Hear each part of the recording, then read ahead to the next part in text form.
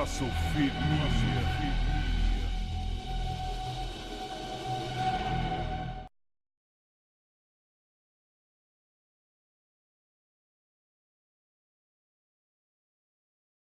Here, if you have to leave early, whatever, I can get you a link for it. Like, we'll get you guys the video of what we're doing today.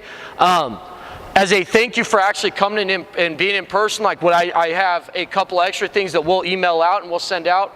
I'm excited to learn as well. Okay, so like ultimately I'm here and I'm going to talk a tiny bit just so I can get college coaches in the gym who know a heck of a lot more than I do and other high school coaches that are much more intelligent than I am.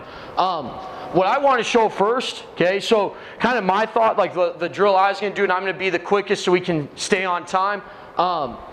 Let me get five guys ready to go, okay? You don't not have to go yet, just make sure we're ready. One thing that we had this last year, so if you followed Ironwood at all, last 2 years, I've been blessed with, last 2 years ago, we had a 6'7" and 6'10" kid. 2 years before that, I had two 6'6" kids. And so we were very much so inside out, using our offense to kind of create those opportunities. As you can tell right now, like I'm not missing a whole lot of guys, maybe one or two guys that are above like the 6'3" club. We don't have a lot of size. And so what do you do at the youth level or at the different levels when you don't have a lot of size? We moved to a 5-out offense. And so we're going to go through some of our stuff because I think typically you hear 5-out offense and literally it's just 5 guys out, maybe pass and screen, doing some of that stuff. A lot of the stuff that I have stolen with our 5-out offense is from the Philadelphia 76ers and the Utah Jazz. I think the Jazz are an interesting one because even though they do have a post player, they really don't use Rudy Gobert as a post player. Okay, my observation, they use him a lot to set screens and to pull opposing bigs away from the rim. So we're going to demonstrate some of the stuff that we do. One thing I want to show first, okay, we're going to show you two zone sets that we use. We're not going to go too in depth into it because Coach Shan's here to talk about screening zones. But I know with the youth level, with a lot of our coaches being youth guys, you see a lot of teams playing zone to try and take advantage of the fact that your guys can't shoot. So, or maybe they're not all proficient shooters. So we're going to show a couple of sets that our goal with it is we are using screens, but ultimately we're trying to pull the zone wide so that we can create post entries and looks on the block or driving opportunities. So give me 13 single first, okay? 13 single, JJ, you get to be the post player right now who's setting that baseline screen. So we took these two sets and kind of modified them, but Tom Izzo runs both of these with Michigan State. 1-3-1 set. Thing I love the most about it is I think what's kind of becoming more and more popular is zone off or matchup zone defenses. Both of these work against man and zone, and honestly, they create a lot. We run a matchup zone. These particular sets cause a lot of problems for us with how we rotate in our matchup zone. So there's a lot of ways you can do it. The way that we actually teach it initially before we talk through the different options, where if your shooter's in this spot or whatever, let's say our shooter's here. This is how we initially teach it. Reason we call why we call 13 is 1-3-1 setup. Okay, he's going to pass it, come off right here. He's going to cut down. Okay, goal right here is to pull the guard. Okay, so we got like 2-3 zone, 3-2 zone. Close out right here. As this guy pops right here. Okay, we're trying to pull the other guard if it's a 2-3. So now we got two guards here. Hopefully a quick rotation. As we rotate it right there, we're going to be screening the bottom. And what we really want, I think, depending on your level, obviously. A lot of teams run this to get a 3 in the corner. What we actually see a ton of, even more than that, is there's a sense of urgency from this bottom guy to fight out. Okay? You don't want to get pinned inside and give up a 3 to a shooter, so we get tons of slips for layups in this spot. Kind of what I tell this guy every single time, that ball should touch the corner or should touch the post every single time. And if it doesn't for whatever reason, okay, you're probably coming and sitting next to me. Okay. One other thing that's really common for us to get out of this is a baseline drive as the ball hits here. So JJ's sealing, okay, rip for me. Drive baseline, JJ's going to elevate up. Aaron, what are you going to do as that drive happens? And drop. Okay, so go ahead, let's demonstrate it, guys. Game speed, game speed. Last kind of coaching point on this, one thing we tell our guy, this guy right here, as you're screening the bottom guy in the zone, we actually tell him to let the guy through, okay?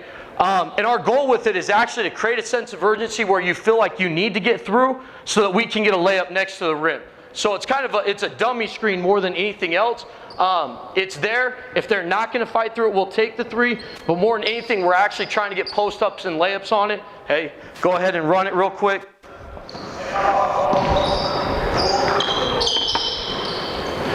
Okay. Finish it, finish it. Okay.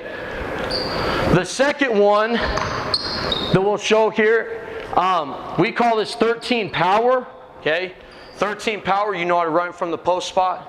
Okay. Pass it. Okay. As this happens right here, we're going to have this guard cut first. Instead of cutting through, he's going to cut to the corner. Again, our goal right here is actually to pull this bottom guy, send a shooter here. This guy's going to dive right off of his backside to this block right here. Okay. The last guy's going to run up and set an on-ball screen on this guard. And again, I don't want to take too much of Coach Shan's stuff. I love screening zones. I hear it all the time. Well, it's not man-to-man. Why are we screening it? Because there's nobody who's responsible for the help. Okay, so we're extending people. We even have an option where we send him baseline out of this. But here's what we're trying to get. So we come off this. We have our guard from the 2-3 zone, guard in here, a 3-2, whatever it is, 1-3-1. We're attacking here. Okay, pop out, Aaron, pop out, Aaron. As Aaron attacks, we're trying to pull the defense in. JJ has a simple read here. He's either going to turn and do what we call an X1 screen, where we're going to pin these guys in and get our shooter right here. So as we're coming off the on-ball, we're trying to pull defense. Okay, and then we're seeing our gap for the shooter here. If this next guard immediately hedges this and switches quick, we're going to do a quick pass right here, and our goal is to dive right on top of the post head, and then I have a backside guy Xing up, and we're seeing corners, okay? So those are a couple of our zone offense options. Go ahead and run it real quick, okay? Let's right now do the quick hedge, hit Alex, and dive, JJ. Go, go, go. Pass, see Dom cutting off of him, set it, quick kick, dive, finish. Good. Okay. Biggest thing, guys, like for youth coaches, like we all probably already know this. Basketball is molding. Okay. Need to be more versatile. We encourage, like, what we'll do right now is every single guy on our team, if we're in season, like, is going to rotate spots. Make sure we know every single option, so there's things that we can selectively choose how we want to attack teams. And so we want all of our guys before next season starts to make 30,000 three-pointers. That's what we tell them. Okay, we as a team shot over 40% from three. One of the biggest things that you can do if you're undersized is shoot the heck out of the basketball. Okay, so we tell our guys make 30,000 three-pointers before the season starts, and we work a ton on versatile drills, using our guards in post-up situations and working on rip-throughs. The last thing I want to show, so this is a man set that we use.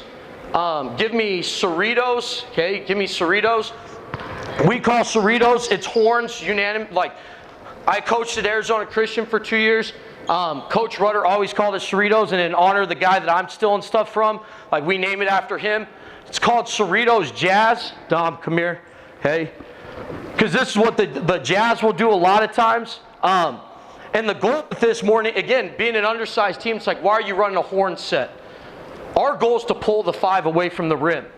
Okay, create driving opportunities for our guys, get bigs away, put them in spots where they're not comfortable. If you saw us play this year, I was talking to Coach earlier, a guy that did a lot of damage for us is Cassius Carmichael. He was 6'4", didn't play at Glendale Community College.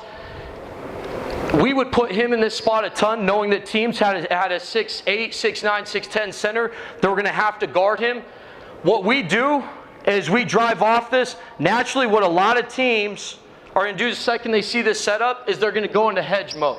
Hey, we call this a ghost screen. We're not actually going to set a screen. As we're dribbling right here, Dom is going to hurry up and take off. Aaron is going to set a screen for Dom as he's coming off of this. Okay. We're going to dive to the rim immediately. Okay. So both of these are what we call ghost screens, where they're not really setting screens. But what happens a ton is as we dribble off of this right here, this guy gets lulled into a help spot where he feels like he needs to hedge the screen because Dom's already taken off. He should already be out of there. Okay. And then it puts a lot of pressure on this big to step out and help. And we get a lot of slips for easy layups. What we train our guards is you're running this stuff, you're not reading the guy who's guarding that player to determine if someone's open. The people that determine if Aaron's open are the corner defenders. If the corners don't help, he's open for a layup. If they do help, we're skipping for a three or a quick rip. We want to create as many situations where we're getting closeouts or two guys to the basketball instead of running a set to try and score. We want to create closeouts and two guys to the basketball. Once you get two, get rid of it, okay, and find the open guy. So let's go game speed here. Hey, sprinting off of it, slipping, hey, ripping and attacking, seeing corner, shot. Okay. They always make me look a lot better when they actually make the shot, right? So, any questions on those sets, guys, or any like? So this is one of our 5-out sets. I'll show you one more. It's called Tiger. Okay. Give me Tiger, guys. And there's a lot of variations for how we can run it. Philadelphia 76ers and Boston Celtics, especially when they had Isaiah Thomas, ran this a ton in different ways. If it's in half court, he's popping. If it's transition, 5's trailing in. We hit the middle here, sprinting off of it. These two guys are going to elevate out of the corners. Now, hold it 1 second. One thing that's important for us is we want to create as many double and triple gaps as possible is what we talk about. So we want our guys lining up in the deep corners and elevating up so that there's space at all times so that we can drive and attack on all closeouts. These two guys are going to loop underneath. There's different things they can do out of this. Sometimes they don't loop. They have a set for that. Let's run it right now. Come off of it. And I want us to set a wheel screen for Alex here and then pass to on ball. Okay? And then go finish it. So Aaron's going to pop, pass. They're going to cut underneath. They're going to come off of singles. The guys coming off the singles get to call what they're doing. Okay, so he's wheeling. Okay, and then you're popping. So he calls wheel here. Alex will pop and take an on-ball screen for this guy, or he's allowed to go and screen away the other direction. Different stuff out of it. Okay, go ahead and run it real quick. On-ball screen, setting on-ball. Ready, go, go, go. Pop, go set it. Pop.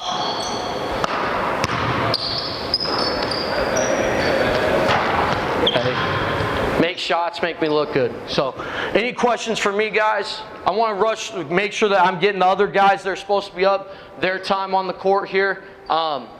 Any questions? Awesome. Thank you guys again for coming.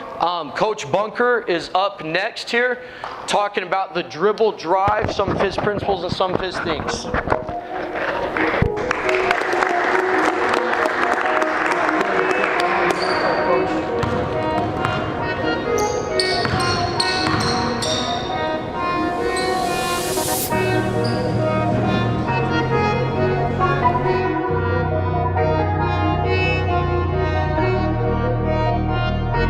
Okay, how you guys doing? I'm Coach Mark Bunker. I coach over at Scottsdale Community College in the area. I've been there for about 5 years now. You know, a lot of things that we try to do over at Scottsdale, we do a lot of man-to-man principle things. Obviously, you know, we do have some zone principle things offensively, but I'm here to talk to you today about having an attack mindset every single time you have the basketball. You know, a lot of times it always helps having better players, you know, more talented guys that can get downhill. But obviously, you know, being youth coaches, starting to develop that at an early age is obviously very important as well. you know, all coaches, you know, it's sometimes, you know, not about the X's and O's, about the Jimmies and Joes with that. So, you know, some of the things that we do, you know, we want to create space and take advantage. I know Coach Augustine was talking about that as well, trying to create a double and a triple gap. You know, and there's different things that you can do with that, whether it's spreading the floor out, you know, just in your positioning, whether it's, you know, doing things to attack defenders, to try to cause doubles and triple teams. You know, so there's certain drills that we try to do. You know, some of the other concepts we try to do. End of the day, if you have the basketball, you got to be able to take advantage, okay? And, you know, that can be 1 through 5. Everybody's got to be able to handle a basketball. I mean, Coach talked about a little bit there as well of, you know, the game is evolving. Everybody has to be able to handle the ball. In college basketball, you know, one of the common themes is everybody's got to be able to shoot the three, okay? Has to be able to hit a knockdown three-point shot. Everybody's got to be able to guard their own position as well. I mean, that's a given. If you can't guard your position, you don't play that position, in my opinion. You know, like, Coach, I'm a point guard. Can you guard the other team's point guard? No? Well, then you're not a point guard. Coach, I'm a wing. Can you know, a lot of the bigger kids want to be guards these days. Can you guard a wing? No? Then you're not a wing. You know, so, and that's this whole thing too. Offensively, Coach, I'm a wing. Well, can you beat the guy off the deck? Can you get to the rim? Can you take advantage? So that's what we're going to try to talk about a little bit. So can I have about, actually every single one of you guys, I want you to come out and I want you guys getting 4 spots. You know, I always like using different volleyball lines. So give me a guy at this tee here. Give me a line at that tee. Give me a line about the second stall. Give me a line at the second stall here. Just give me 1 basketball here. This is something we do as a warm-up every day. Just need 1 ball. Just need 1 ball. And, you know, it's a star passing drill, okay? But it's teaching you guys to attack off the deck. I mean, you know, a lot of you guys might know the concept of a triple threat. Okay, you know, you can pass, you can drive, you can shoot. You know, you have 3 different options every time you touch the ball. End of the day, that has to be done quicker, okay? It has to be done with pace. That by the time you catch the ball, if you hesitate, defense is already readjusted. Any advantage that you already have, it's over, okay? You got to be able to move the ball quickly. So what I'm going to have you guys do, you guys are going to rotate to the left here. So you're going to attack middle. Every single time you attack, you have to be able to take ground, okay?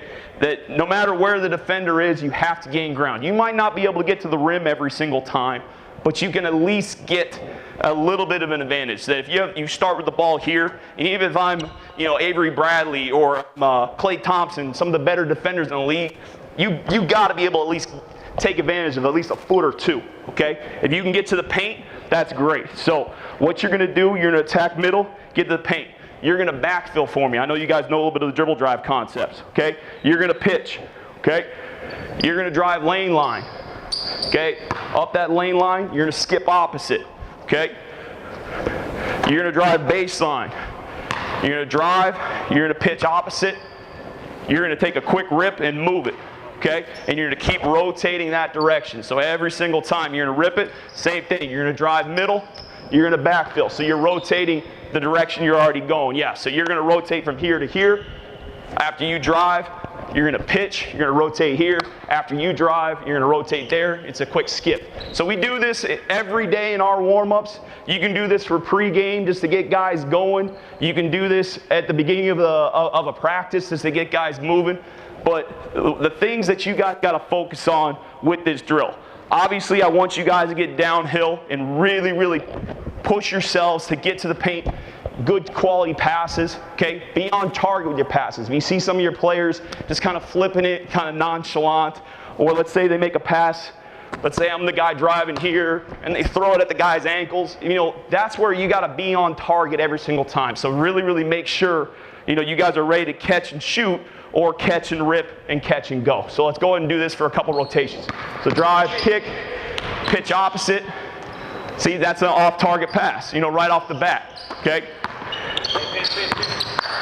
Yep, clap it up, yeah, talk it up.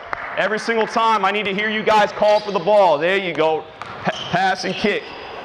See, better pass there again, okay? So that's some of those things, guys, that even guys that are high school basketball players already know some of these concepts. You know, they got to be ready for the ball. Just keep ripping and going, okay? This is definitely something that, it's a great warm-up drill. It's another drill that it gets everybody involved right away, that you don't have guys just standing around watching. Okay, and just really, really moving the ball. Just keep moving it, keep moving it. You guys can, even if you have smaller teams where you only have, you know, maybe a youth practice where you only have 6 or 7 guys, you can shrink this down to 3 lines, you know, things like that. So as long as you at least have 2 guys in each line, as you guys see, it works pretty well. It gets the guys' blood flowing, gets them going. You guys keep going, and I'm gonna count down from 10. Make sure you guys, whoever gets it last, you guys fire away, okay? Knock down. 10, 9, 8, 7, 6, 5, 4, 3, 2, knock down. Right there. Bang it. Hey, we'd all be running, but that's all right. So go ahead and guys kind of reset out here. So that's just a quick drill, a quick warm-up drill, just to teach the mentality of every time you're on the catch, you're gone, you're going, you're going. That you don't have time to adjust. That if you guys have a really good point guard or a really good guy that can cause a lot of attention, even sometimes you might have a really good post player that you dump it into, when he pitches it back out, if I just cause a double team, if I just hold on to the ball and I hesitate with it, all those advantages are already gone. So that's one thing that we try to focus on, at least here over at Scottsdale, that you have the advantage, you've got to take advantage. Okay, you have space, you have to take advantage of that as well. You know, I truly believe, you know, that goes in the half court. That's also in transition. Okay, if I have a 3-on-2, you know, I tell our guys we got to be 90%, you know, conversion rate on that. You know, we'll do 3-on-2 drills. If you have 3-on-3, that's an advantage to me. Okay, there's so much space on the floor with 3-on-3 that I don't want to back it out and run offense. Okay, we have the disadvantage of a shot clock. Okay, I'm a pessimist when it comes to that. If I have a quick early shot that's a good one, I'm taking it. Okay, that unfortunately, if we keep moving the ball a few times, that good shot might turn into a bad one, might turn into a turnover. Okay, so if we have a good quick one, we're going to take that. There's teams in our league that even do it faster than that. Pima Community College down in Tucson, I think they play the 7 seconds or less to a T. That they get shots up, they get up quickly. You know, obviously there's time and situation with that as well. You know, if it's a 6-point game with 2 minutes to go, yeah, we're probably not going to take a quick shot. But at the same time, that's kind of the concepts that we try to do. Some of the other things, you know, obviously the triple threat on the catch, you know, having a plan. This is another thing that kind of goes with experience with your players. You know, I talk about ripping and going.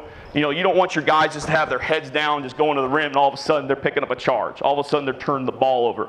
You know, having a plan that when you have a drill like this, you're moving it quickly, that you can kind of read the defense 2 passes away. And all of a sudden, all right, just the help, I'm going to have a shot. The help, I'm going to have a drive down the lane line. Or I'm going to be able to get my man open. Okay, every single time that you have the ball, you got to have a plan with what you want to do. You try to look 2 or 3 passes ahead.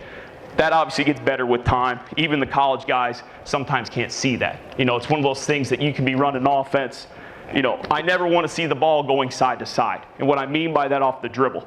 So I never want to see the guy dribbling this way or dribbling this way.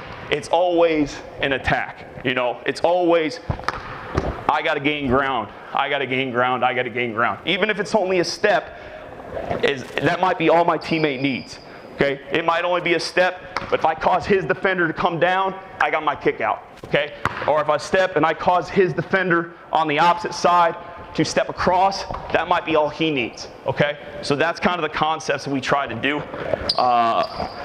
One of the other drills, like I said, I'm not going to reinvent the wheel here. So if you guys ever run like a 3-on-2 scramble drill, okay, so give me 3 guys on offense right now. Okay, give me 2 guys deep.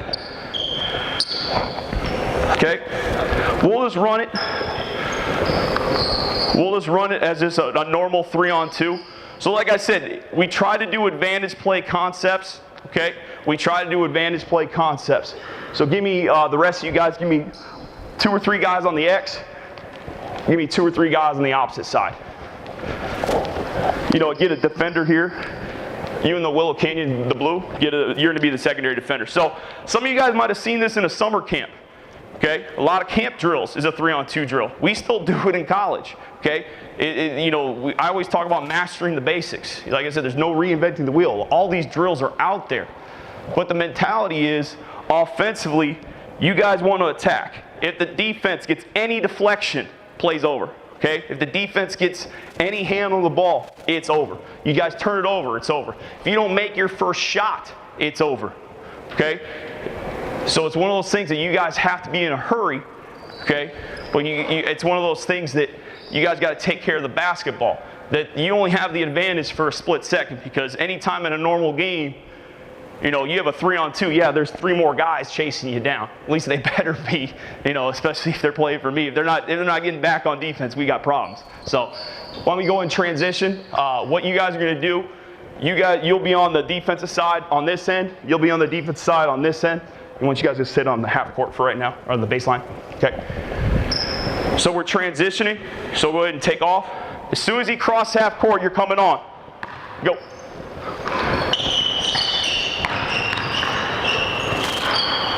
Transition back. The 3 guys on defense, transition back. Yep. Transition back. Yeah, just go and have 2 stay. Yep. Go ahead and touch the center line. Yep. Go and touch the center line. Good. It's over. Play's over automatically. I don't even give up offensive rebounds in this. Go give me another guy on that side. So every single time, you're just looking to attack quickly. Okay? Attack quickly off the deck. Okay? Hold up. So, what have you guys noticed? It's an advantage play. We're only taking jump shots right now. Okay? You have a 3-on-2 every single possession. It better be a layup, guys. It better be a layup or flat out. It's a Larry Brown concept. It's inside out, no doubt. Okay, the only 3s I'm taking is when I just drew a double or a triple and I'm pitching out. Inside out, there's no doubt. But you guys got an advantage?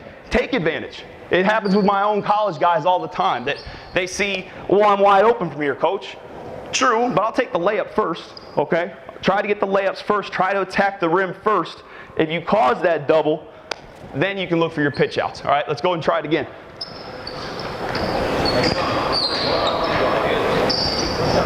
Yeah, we probably need a couple more guys, but it should work out. Play defense here, play defense here, play defense here. Good. Good. Let's attack. Get out and run for him. Good drive, good pitch.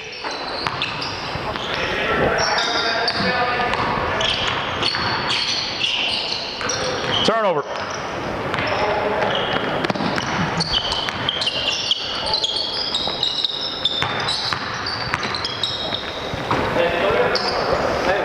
Good shot. No, that's all right. Just keep going.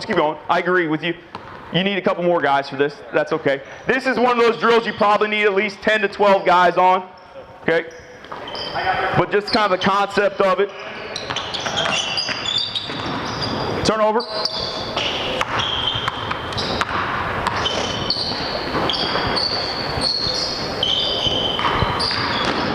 It's a great move.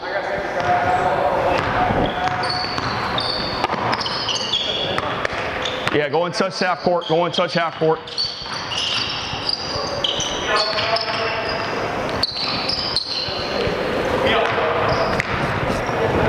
Couple more trips, and then we'll talk about it. Last trip here. Go and touch midcourt. Good. All right, hold up. You guys go ahead and come down to half court for me. So, even just watching this conversion rate, okay, it was maybe 50%, probably 40% conversion rate, even with an offensive end, okay? Like I said, we always look to try to get at least 80% conversion rate. So this is another type of drill that we try to do. Obviously, there's little hybrids of it. You can just do it in the half court. You can do it 4-on-3. You can even do it just 3-on-3 because it ends up being 3-on-3 if you don't go fast enough. Okay, so it's definitely something we really look at as a program, is attacking the offense, attacking its man-to-man. But even with those concepts, attacking a zone, don't let them get back. Okay, get out and run, get out and push and transition. A lot of times, especially in youth basketball, you guys have people running a 2-3 zone. They'll just run back to their spot, and all of a sudden the ball's coming up the left side. Okay, and you'll be able to get layups and things like that out of it if it's just constantly trying to attack. Okay, some of the other things we like to do you know, we don't want to give up the advantage either, okay? And what I mean by that is that's where I was talking about, you know, moving the ball backwards. So go ahead and give me 4 guys out again in those same positions that we had the start passing drill. Yeah, right on the tees. Yep. So another thing that we talk about, I don't want to give up the advantage. You know, unless you're Dame Lillard or Steph, I talk about offensively is, you know, your first option is trying to get to the ball of the rim. Your second option is trying to get to the ball of the paint. Your third option is trying to get the ball at least up the floor, maybe get the ball to the middle. So you're going to see a lot of teams, you know, trying to keep you out of the paint, trying to keep you out of the middle, okay? So it's sometimes you guys got to look to attack not only just the rim, you got to attack secondary defenders. You know, you got to look to attack his man, okay? And this is some things that we even have trouble and concepts on. Okay, so you got to look to attack from there. So some of the shooting drills that we'll do, why don't you guys just come over here, give me 1 guy here and 1 guy there. So we'll just do kind of drive and kick shooting drills where we may attack the secondary defender. So what I want you guys to do is I want you guys every time you're driving to get to this nail. Okay, there should be a nail in every single court in America, you know, to be able to draw the 3-point lines and the stripes. So attack the nail every single trip. Okay, so you're attacking the nail, same thing, same concept. Okay, just drive. You want your back fills. Okay, make sure we get a positive kick. Okay, I didn't really explain that too well, but I'm a Vance Wahlberg disciple. Vance Wahlberg, if you guys don't know who he is, he's a Fresno, California area guy. He invented or really popularized the concept of the dribble drive offense. Same thing, you know, Tex Winter popularized the triangle. Vance popularized the dribble drive. If you guys ever have any questions about that, you know, I'm not getting too far off topic, feel free to reach out to me. There's a guy at Millennium High School, okay, Ty Adamson, he played for Vance. One of my assistants also played for Vance. I think he's with the Sacramento Kings right now. He was, and he might be back at Clovis. But it's the same concepts. We do a hybrid of it. So we're always looking to kick back. Now, like I said, we don't want to give away the advantage. So if I go this way, and give me a defender, give me in the Willow Canyon. So he's guarding help side number 5 here right now. If I attack and I just pitch here, he can go right back to him, okay? And that's what we consider a negative kickback, where I'm throwing it backwards. Because I'm trying to get him to get downhill and turn this corner. I'm trying to get him to get up this lane line. I'm trying to get him to the rim. So you guys got to have really, really special players that can do this off the deck without any help. So I'm going to give my man a little bit of help. I'm going to attack him here. I might get on my own teammate's hip. Now I get my positive kickback. So now he has to make a decision. Does he switch? Okay? Does he help over? Okay? And it's just a simple difference between maybe 5 or 6 feet this direction, okay? And that's with every single kickback that you guys try to do, any type of handoff action that you look to try to do, that you're always looking to take advantage. Like I said, you don't want to give away your advantage by just pitching it out. And there's going to be times that you're going to have players that aren't comfortable handling the basketball, and I get that. I mean, we have guys that are sometimes post players, guys that aren't really strong with the basketball. They just want to give it up as soon as possible. And you just got to get them to have that mentality, and that's with drills, that's with timing, that's with experience of flat out attacking.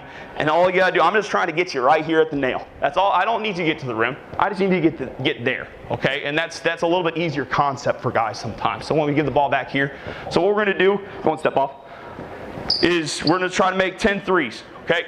10 threes. So we're just going to attack here. We're going to pitch out, okay? Same thing. We're driving the lane line. You're in a corner up, direct pass, knock down, okay? Give me one more basketball here. We'll do it quick. We'll do it quick. Go on right there. Go ahead and get it started. Go ahead and get it started. Let's go. So another drill, just a drive and kick drill. Next up, let's go. Make sure the 3 of you that shoot, look for your rebounds. Look for your rebounds. Hold up. So, this is something that happens with our guys too. I get it, it's a drill, okay? But we never want to take plays off, okay? I'll be this position real quick, okay? Go ahead and drive and kick. The one thing you don't want to do, I drive, I pitch. What good am I over here?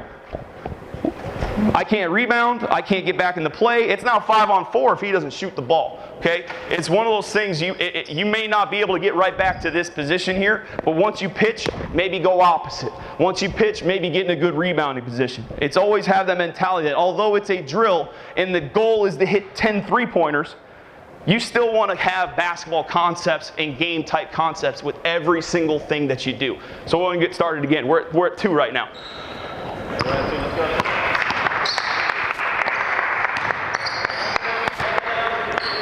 Good. Give me one.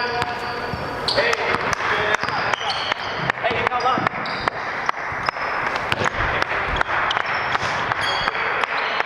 Good.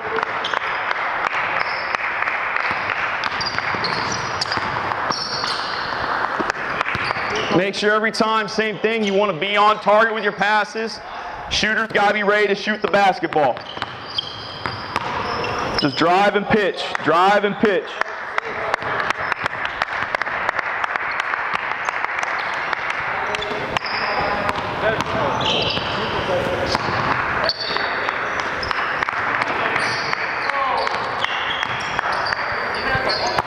We're all right. Next up. Let's go, keep up. Give me a couple more, and we'll finish out.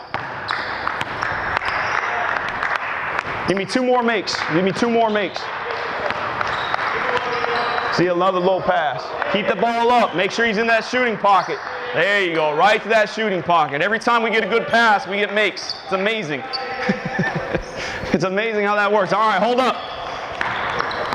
Yeah, it's amazing how that works, where every time there's a good pass, you guys, your percentages go way, way up. Every time you threw it at their kneecaps, we had a miss. Every time we threw it right in that shooting pocket. So those are definitely concepts. This is another one of those quick shooting drills that you can do different things off of it as well, where it might be a catch, a little one dribble pull up, it might be a catch, and or maybe it's a, go and show me one more time. You can be a backdoor cut, so go and attack middle. It might be a backdoor cut here. There's different things you can do out of it. I mean, it's one of those things that do it on your guys', with your personnel, with what works for you guys, with what works with your type of style, your type of offense, that kind of thing. I know this is going to sound a little off base, but also do these drills and some of these concepts based on who you play. I mean, back in the day, every team ran a zone defense in our league. Well, what's the point of me working on my man-to-man every single day if every single team's going to run zone defense? And sometimes like we talked about in youth basketball, that there's a lot of teams running zones. So I'm not saying you guys need to go out and scout other teams and do all that kind of things and make sure you have different, player personnel lists and things like that. But know what works for your level, know what works for your league, know what works for what the things that you guys are trying to do. And like I said, fall in love with the basics. Okay, we don't need to be doing stuff where guys are jumping through tires and throwing cones at you. Master the basics, because to me, that's what's very important for what we try to do and what's given us some success over these last couple of seasons. So, you guys have any questions or anything like that in regards to what I talked about? No? All right. Well, thank you, guys.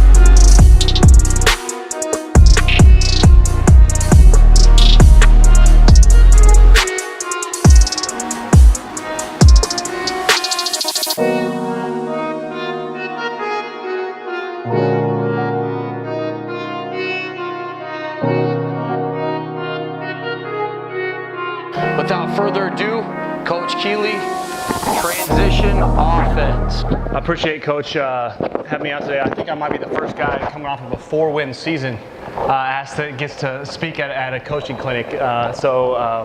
Anyways, obviously great. Youth basketball helps us a lot, being from the west side.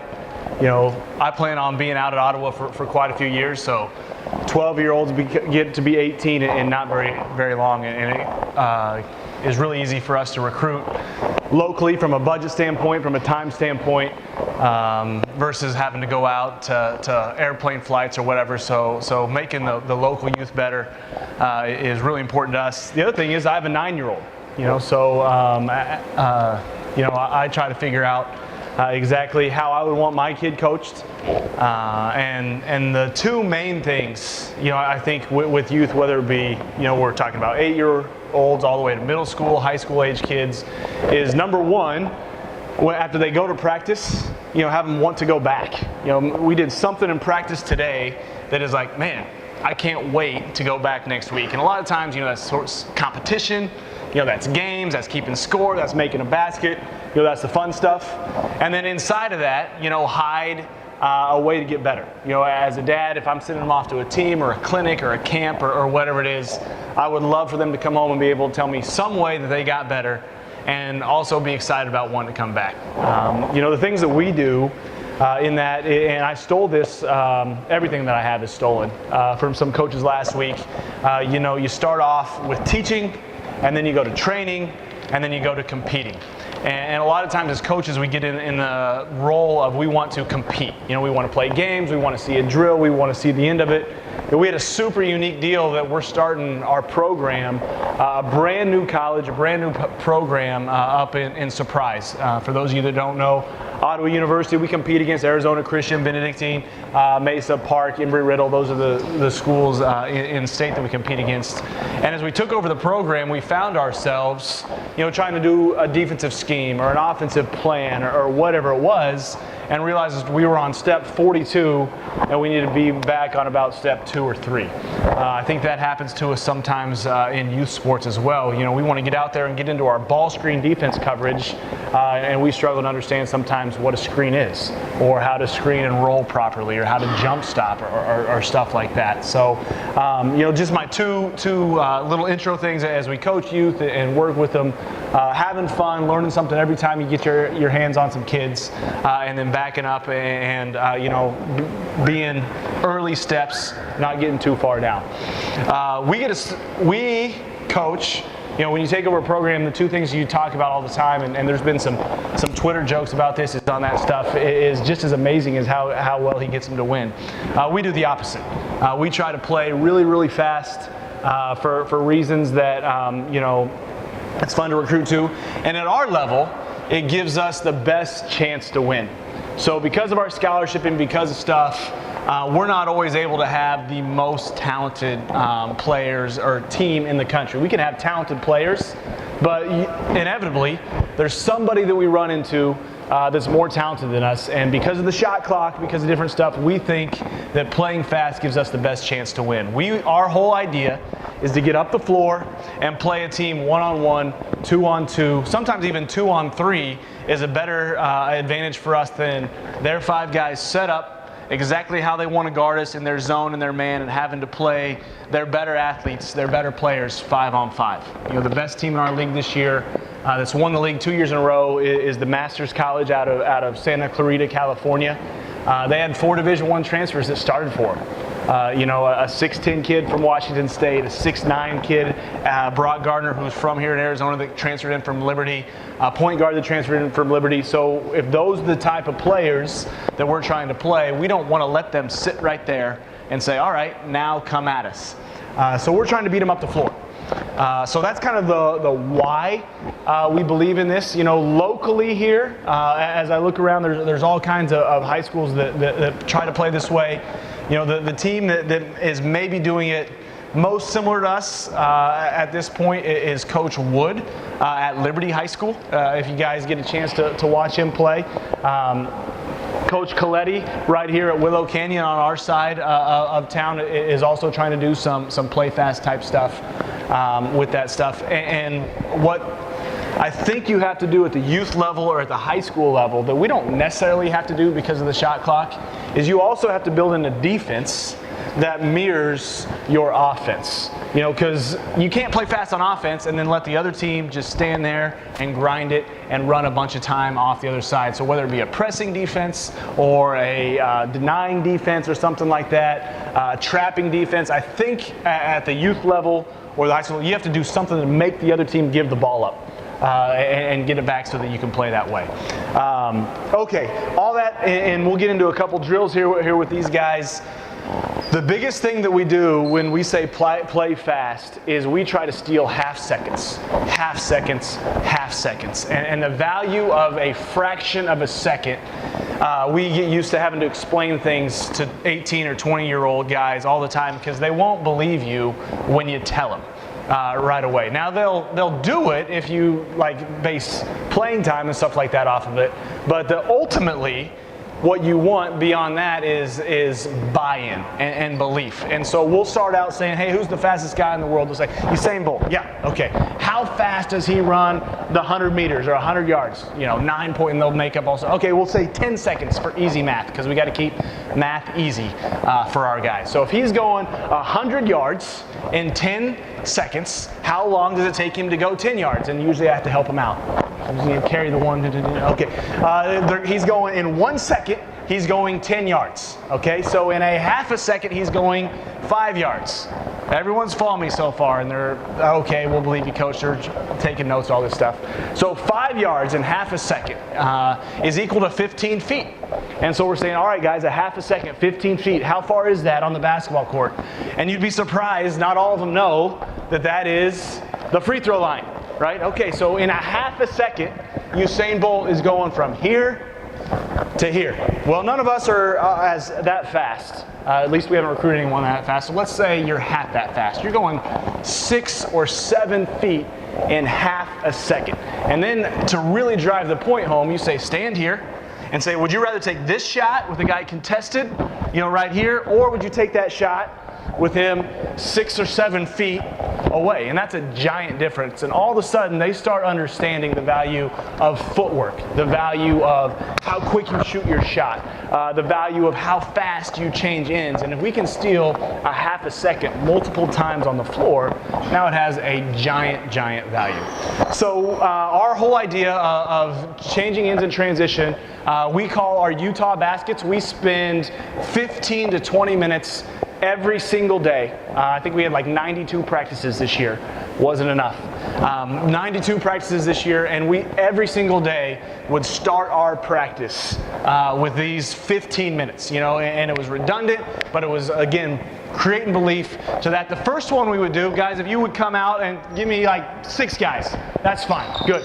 And put 2 here on that elbow, 2 here on that elbow, a ball at the front facing the basket, and 1 guy right over here on the edge. That works out good. Yep, and you're gonna need a basketball too, all right? And so we'll start out and we'll just teach a half-second outlet.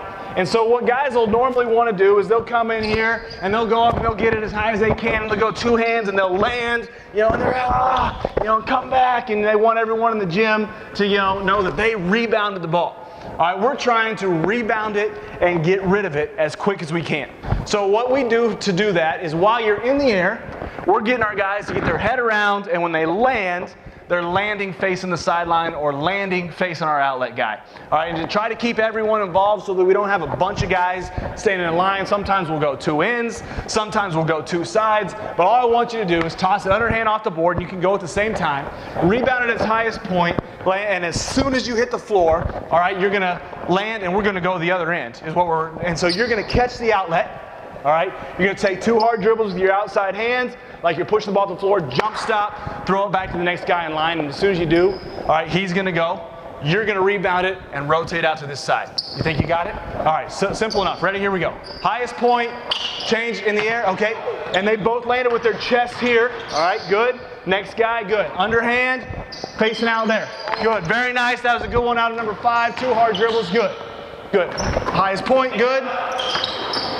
Turn in the air, good, turn in the air. We'll let them, everyone go once, simple enough, okay? Now what will change, all right, what will change to try to do it even faster is this time, okay, this time, we want you to, while you're in the air, outlet it before you land.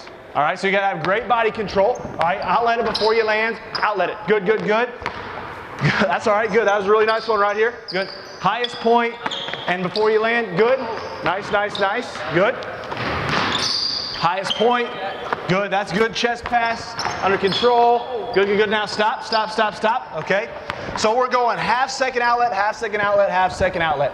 The thing that we'll do with our point guards, all right, is we'll start them sometimes on the baseline and get them moving, On the one that we do with where we don't land, we'll cut them across so that the pass is a little bit shorter instead of being all the way out here, all right, and that's one that's probably gonna get picked off a lot. We'll start moving them a little bit on the U, and we'll maybe take the dribble to the middle of the floor and jump stop right there at the middle of the floor. All right, so one time through, let's do that, all right, kind of cut you more through the middle. Yep, we call it on a U, catching the ball on the U. Good, good, 2 hard dribbles, jump stop, good, good, good, good. Cut it through, good, 1, 2, very nice, good. We'll go one more each. Good, on the move, good, good, good. All right, hold it, stop, and hold the balls there just for a second, okay? So we'll introduce just our half second outlets in that way. That's actually not a drill that we do every day, that one there specifically, but that is how we'll just introduce. Rebounder, you gotta get rid of it. All right, we just want them getting rid of the ball, turning in the air. The point that I didn't emphasize enough is after you rebound it and you're turning, your eyes are starting to look up and evaluate so that when you land, you know who's open and who's not. You know, it might be a deal where you got a kid that has the ability to throw the old Bill Walton or Kevin Love pass, and we can just skip the point guard and throw the ball the length of the floor. That's kind of our first option, all right? The next drill that we do, let's go, you need a ball and a partner, so you guys need one more ball. Okay, one more ball. And let's put one guy right here, okay? And the part with the basketball, and the partner right out here on the right wing. Okay, on the right wing. So now we're emphasizing the half second outlet, okay? And we're emphasizing this guy taking in. And then if you don't have the ball, you're out here on the side. All right, we're all going to go on the right side of the floor. We call this our Utah drill, okay? You're going to go shuffle, shuffle, and you're going to catch the outlet. And what we hope this point guard can do is we hope he can get to the top of the key in 2 dribbles. You know, depending on the age that you're coaching up, it might be a 3 dribble or a 4 dribble thing. But the idea is for you, number 20, to get to the top of the key as fast as you possibly can. Okay, so we've got a half second outlet. We got our point guard, right, dribble the ball to the top of the key. Now you become our run. Hold it just for a second. The second point that we're emphasizing is first 3 steps. Every kid in the country can jog to half court and realize I'm open, and then once they realize they're open, what are they gonna do? They're gonna take off running, okay? So that's average. That's what every single kid in the country will do. What we're trying to get in our mindset, and we do this going from offense to defense all the time. But what we're trying to teach our guys is when you go from defense to offense, the first 3 steps when you change ends is full speed. So as soon as you outlet it, you are head down and go, start 100 meters. You got to go outside me, all right, at the volleyball standard. I'll be a human cone out there, all right, jump stop, and you're going to jump stop and throw the ball back to him, and all he's going to do is shoot a layup. All he's going to do is shoot a layup, all right? So you're going to be the passer, okay? You're going to you're going to rebound it and run wide. Rebound it and run wide. Let's let the first group go. Watch the first group, see if they've got it. All right, ready, go ahead. Highest point, half second outlet. 2 dribbles if you can, jump stop. Very good. Good, now hold it, good, good, good. Pretty good first time through. What we would want to change on that, all right, is our guy that shot the layup. You get to here, and what do we always start doing? Chopping our feet, chop, chop, chop, chop, chop, chop, chop, chop, chop. So I can go right, left, okay? Don't ever slow down. Don't ever slow down. He's gonna throw it to you. I love that you didn't bounce it. All right, I love that you didn't bounce it. We'll talk about that in just a second. You guys are gonna move to the other side of the floor. You're gonna switch roles, but don't go yet. All right, let's go 2 more here. Half second outlet, get around. 2 hard dribbles, 1, 2. Don't, you heard him chop him. All right, you heard him chop him. Ready, go. Get around. Good. Good, good, good. Now, don't forget, we're going half-second outlet. Don't forget the half-second outlet part. Highest point, get your head around, land, outlet. First 3 steps. Now you switched, right? You switched. All right, going back. Ready, go. Good, good, good, good. Don't slow down. That's pretty nice. Wrong foot, goofy foot. Good job. Don't worry about getting your feet right. Perfect. 2. Don't slow down. Good, good, good. Outlet sprint, outside me, outside me. Now this is coach's preference here. All right, we teach our guys not to bounce it right here. All right, not to bounce it. Because bounce passes are slow. Now sometimes they're necessary, so we'll let our guys bounce it into the post, in different angles. But when there's no defense, all right, the quickest way to get that guy the ball is to get it to him. First, bounce and come up. Now, if you've got a big that maybe doesn't catch very well or something like that, and he needs to see it hit the floor and time it, to be able to finish, then that's fine. But as we play fast, we try not to bounce it if we can get away from it, because it hits the ground, it slows down, it's not as quick as if we just throw it to them. We will do various finishes. We'll bring our guys there running wide and shoot a layup. And we'll bring them wide and we'll make them shot, fake, and finish. And then we'll bring them wide and we'll come over here and we'll go to the other side. So we'll do 2 or 3 different finishes in just teaching half-second outlet, sprint, sprint, sprint. It's a great way to get our conditioning in. So we don't have to stop practice to the end, say, hey, run a line drill or run 2 down and backs or whatever it is. We're changing ends at the very beginning of practice, trying to get some of our conditioning in. The next one that we would do, all right, is let's see if we can do this one. All right, this is our bread and butter here. This time, you're going to go get it at the highest point. You're going to land. You're going to throw it the length of the floor. And right when he tosses it, you're just sprinting. And you're going to shoot a layup. All right, you're just going to shoot. You got to start foot on the baseline. The most important thing here is first 3 steps. All right, the second most important thing here is you got to throw it the length of the floor, and then you've got to chase it and rebound it out. All right, watch the first group. Here we go. Go get it, highest point. Good. Launch it. There we go. Pretty good. And the ball hit the floor. That'd be my only complaint. Next one. Next one. Here we go. Highest point. Sprint. Oh, don't let it hit the floor. Don't let it hit the floor. If it hits the floor, it slows down. Good. Sprint, sprint, sprint, sprint. Stay outside me. Good, good, good. And as we keep getting better at this drill, our catchers here, all right, will be able to not dribble. You'll just want to catch it and shoot it.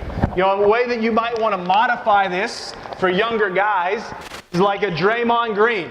So we've gotten the rebounds, and now maybe we've taken 1 or 2 dribbles, and now we see the guy running, and we throw it ahead. Because they might not be strong enough. I know my little guy could not throw the ball from here to the other end of the floor. All right, so we modify it by rebounding it, get it. Let's go 1, 2 dribbles right away, and then we throw that ahead. All right, let's do the same one coming back. Same one coming back. Good, way to sprint, way to sprint, way to sprint. Good, banker dunk, banker dunk. Good, good, good. We had a guy that can almost dunk. He wanted to kind of show us, laid it over the front of the rim. As we get going full speed, all right, we will say all the time, you can bank it. This is what we stole from a Coach K book. Bank, dunk, sit, or transfer. All right, our 4 rules right there. All right, you can either bank it, dunk it, sit, or transfer. Full speed, it's really hard to lay that one right over the front. I think Patrick Ewing in like the 90s had a famous miss against the Pacers where he laid it right over the front, back rim, right back at you. Was that right? Well, you probably know the year, maybe. 95, 96, it was when Mike wasn't playing anymore, right? It was everyone had a chance back then, all right? We have about 7 or 8 of those change-in deals that we do, and so we'll go 7 times down, 7 times back. If you want to email me, all right, and I can give them all to you. I'm not going to make you watch us run up and down the floor here with a bunch of different finishes, but it's Matt, M-A-T-T, .Keeley, K-E-E-L-E-Y, M-A-T-T, .Keeley at Ottawa, OTTAWA.edu. So Matt.Keeley at Ottawa.edu. The first time you do that drill, our first day of practice, it'll take us 20 minutes to do that drill. because we won't shoot a layup right, or we'll miss a layup, or we'll bounce it, or the balls will be going off the wall. You know, by the end of the year, that takes us 4 minutes. 4 minutes to go up and down the floor 8 times. Boom, boom, boom, boom. We're really good at it, okay? A second drill I want to show you guys, all right, is let's back, and you guys can jump in this one too if you want. All right, let's back you guys up to the elbows right there, but you're coming at this basket. All right, let's leave one guy right here on the nail. Right here on the nail, okay? Everybody else, that into the floor, all right? Hustling down, I appreciate it, okay? We'll go balls in this line. Ball, yeah, you're good, about 15 feet apart. This is 12, all right? But you're gonna go half of you guys right here at this elbow, and half of you guys right here at this elbow.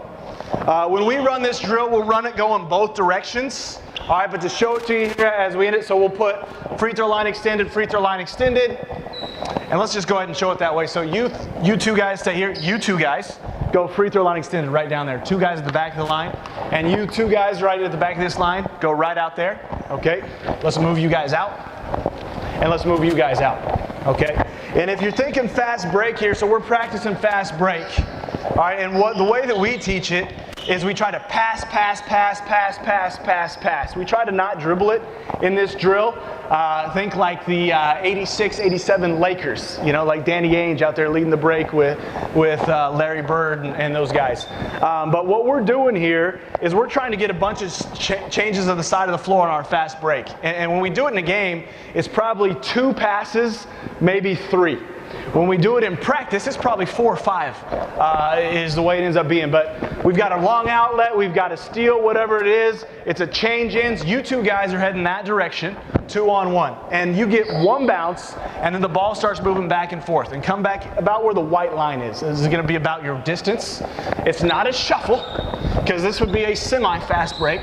All right, it's hips, downhill, turn and run, and we're going to throw. You guys are just going to throw the ball back and forth. At some point, you're going to have the defense in jail, and you get to take 1 dribble and score it. All right, and then as soon as the ball, 1 shot, and then you 2 guys are running back at us, coming this direction. All right, so 2-on-1, you 2 guys going at each other, ready, go. 2-on-1, sprint. Good, hold it, stop, perfect. Good, okay, so when the defense is even with us, it wasn't perfect, right? It was a good job by the defense, it was a terrible job by the offense. Don't turn it over, all right? But when he was there, then you could have gone 1 dribble and gone. Now, wait a minute. You would toss the ball out here to the next guy. He got the steal, right? Okay, and you guys are going 2 on, wait, give me a, wait, we got to have a defensive guy there. Ready? And you don't need that ball, okay? You're going 2-on-1 back. Ready, go. 2-on-1. Don't turn it over. Shoot a layup. Good. Bring it back. Outlet it. Bring it back. There we go. 2-on-1. Good. Perfect. That was really good. Now make it. Good. 2-on-1 going the other direction. Ready? Here we go. 2-on-1. 2 feet. Very good. Good. Outlet. And we just go up and down the floor for this drill. Almost. We'll get, hey, I promise it's about 3 trips and we're going to get good at this drill. For this drill, we'll put time on the clock. Very good. We want a layup. It's that simple. Sometimes an unselfish play is to shoot it. Way to find contact, finish. Good. Live defense. We'll put time on the clock. Good. Defense can do that. You got to be aware. Pass. Good. Finish. There we go. Outlet. Talk. Good choice. We want a layup. This should be advantage offense constantly. Good, shoot it. There we go. Now hold it, stop. Now we missed. All right, but that was about 3 possessions in a row that we got a layup. So we're trying to point out that the ball is faster, all right? The ball is faster when we throw it ahead, all right, or that we move it. It's harder to guard. Just like in our offensive half-court sets, we want to change sides of the floor, right? The stats you'll see this time of year, if you shoot it on the first side, you know, you shoot like 30, I'm making up stats, 30%. You get the ball to a second side, you know, your shooting percentage goes up to like 40%. You get the ball to a third side, all of a sudden the defense has moved. That's all we're trying to do is move the defense. The elite side of this is if you have a pretty good kid, all right, and we're in a 2-on-1 situation. Let me have that ball here. We're attacking. It's you and me. All right, it's you and me. As we're moving, no, we're going this way. Just stand there. As we're going back and forth and we're moving this thing, elite is to catch it in the air. All right, so if we're moving and you've got a pretty good guard, you can teach him to catch it in the air. All right, he throws it to me. All right, I can have all kinds. I just buy myself extra time. All right, with a ball fake. And, you know, at the youth level, you'll probably get called for a travel because it looked funny. All right, but if I catch it in the air, now all of a sudden I can move it back and forth. I can move it here. I can move it, but it just buys me that extra time to be a decision maker. And so we'll do it where you have to catch it in the air. We're moving it back and forth, moving it back and forth. All right, and we have to play like that. All right, 2-on-1. So that's a second drill we'll do. The last drill, as I got 4 minutes here, that we teach is, well, this is where we get to the compete part. All right, so the very, very first drill, we went off the glass, we were training. All right, now all of a sudden we're in a 2-on-1 situation, we're kind of teaching. All right, now we're competing. So we would go 5-on-5, and we do a 4 or 5 minute scrimmage, and we do 1, 2, 3, 4, 5, 6, 7, 8, 9, 10. Good. Let's go 5-on-5. 5-on-5 real quick here. Give me 5 red and 5 others. Wait. Stay here. 1, 2, 3. That's fine. 4, 5. All right, those 5 here. Actually, switch you back since you're white shirt. Good. You guys go white over here. Okay. You go over there. Since you're a dark color shirt, give me. Good. You guys go light. Okay. So what we'll do is we'll change the rules in our games all the time. Sometimes we will put a dribble limit on. We'll play 5-on-5 all the way up the floor. You only get 2 dribbles. Every time you catch, you only get 2 dribbles. Sometimes we'll put a pass limit, and you have to make 5 passes before you shoot. You know, sometimes we'll do things where a certain kid has to shoot it. So we'll say, you know, number 10 has to shoot it, and all of a sudden we work on screen. We got to find him. He's got to do a good job of setting screens up. But the one that we do every day is we do a 10-second game. And so we call it 10-second games. It's basically just 10-second shot clocks. And eventually what this ends up teaching is that the ball you have a way better chance of getting a good shot is if the ball is advanced off the pass versus off the dribble. All right, so we'll put all kinds of different rules in. We'll give white the ball right here. Somebody take it out. We're going full court. All right, I'm going to count down. And you guys have 10 seconds to get a shot off. Red, we're live. You get a steal, anything, you're going right back at them, and I'll be the shot clock right over here. All right? Catch on to you. Good. Here we go. Good. 10, 9, 8, 7, 6, 5, 10, 9, 8, 7, 6, 5, 4, 3, 2, 1. Good look. 10, 9, 8, 7, 6, 5, 4, 3, 2. Bank. Good. 2-0. Here we go. 10, 9, 8, 7, 6, 5, 4, 3, 2. 10, 9, 8, 6, 5, 4, 3, 2. All right, hold, stop. Okay, now, stay right there, stop moving. A couple rules that we've found that we've had to put in, is the ball has to be passed across half court. So if I get the rebound or whatever, I can dribble out here, but we make them throw the ball across what would be the red line. We don't let them dribble it up the floor. All right? We make them throw it ahead. The second rule that we have to put in with our guys who watch Steph Curry and the Warriors all the time is there has to be a paint touch. So after we've thrown it ahead, we got to get in here, and even if we just catch a corner or whatever it is, otherwise it just turns into three-point shot, which is not really what we want. Okay, so those are 2 rules that we put in all the time. And then you get into fouls. If there's a foul, we would give it back to the offense at the top of the key with 7 seconds and start with our pin downs. And then we keep score, and losers always run for us. You guys can grab a seat. I appreciate it. Give those guys a hand. Thank you, guys. Pretty easy. So that felt pretty quick there, but what we're trying to do, all right, is I think it's way easier to play fast and then get matched up against a team, you know, that might be a little bit more methodical and slow yourselves down, versus be a team that's methodical and then all of a sudden have to play against a running, crazy team like that. We get to the point when we're good, all right, we get to the point and giving coach some ideas here a little bit, where we'll play against teams, and when we show up in the gym, you know, the net is either longer or it's brand new. Why does that happen when we're at opponents' gyms? Anyone have any idea? Like Notre Dame, when they play USC, they grow the grass out, right, to slow those guys down. Opponents will put the net either tight or long so that if they score, we can't get the ball out as quick. We gotta wait to take the ball out of bounds. When we're really good, we can run after makes. It's easy to run after misses, okay? And what we call those baskets is we'll stat that, and we'll try to get Utah baskets. It's a Utah basket, Rick Majerus idea. And we'll try to get 10 or 12 a game. And we get 10 or 12 a game, we're pretty good, 5 or 6 a half. To where we just, you know, in the best situation, Benedictine Mesa scoring, it's basket by Frank! Basket by Keeley. You know, at the other end, they've run their offense, they've gotten after this, they feel good. Yeah, point, you know, goggles, whatever it is, and then boom, we're laying it at the other end, and we didn't have to run anything.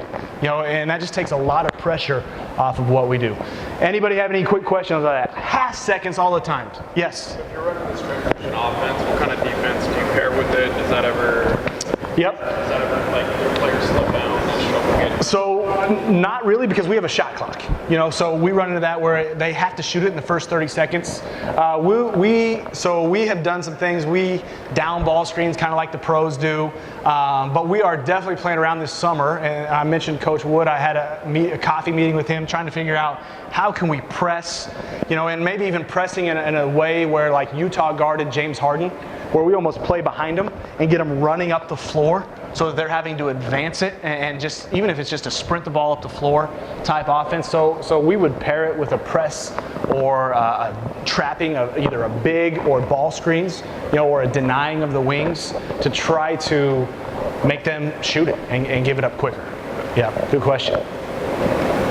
Half seconds, we steal it on the outlet, we steal it on how we change ins, we steal it on throwing the ball ahead. Those are probably the 3 main things that we're trying to do all the time.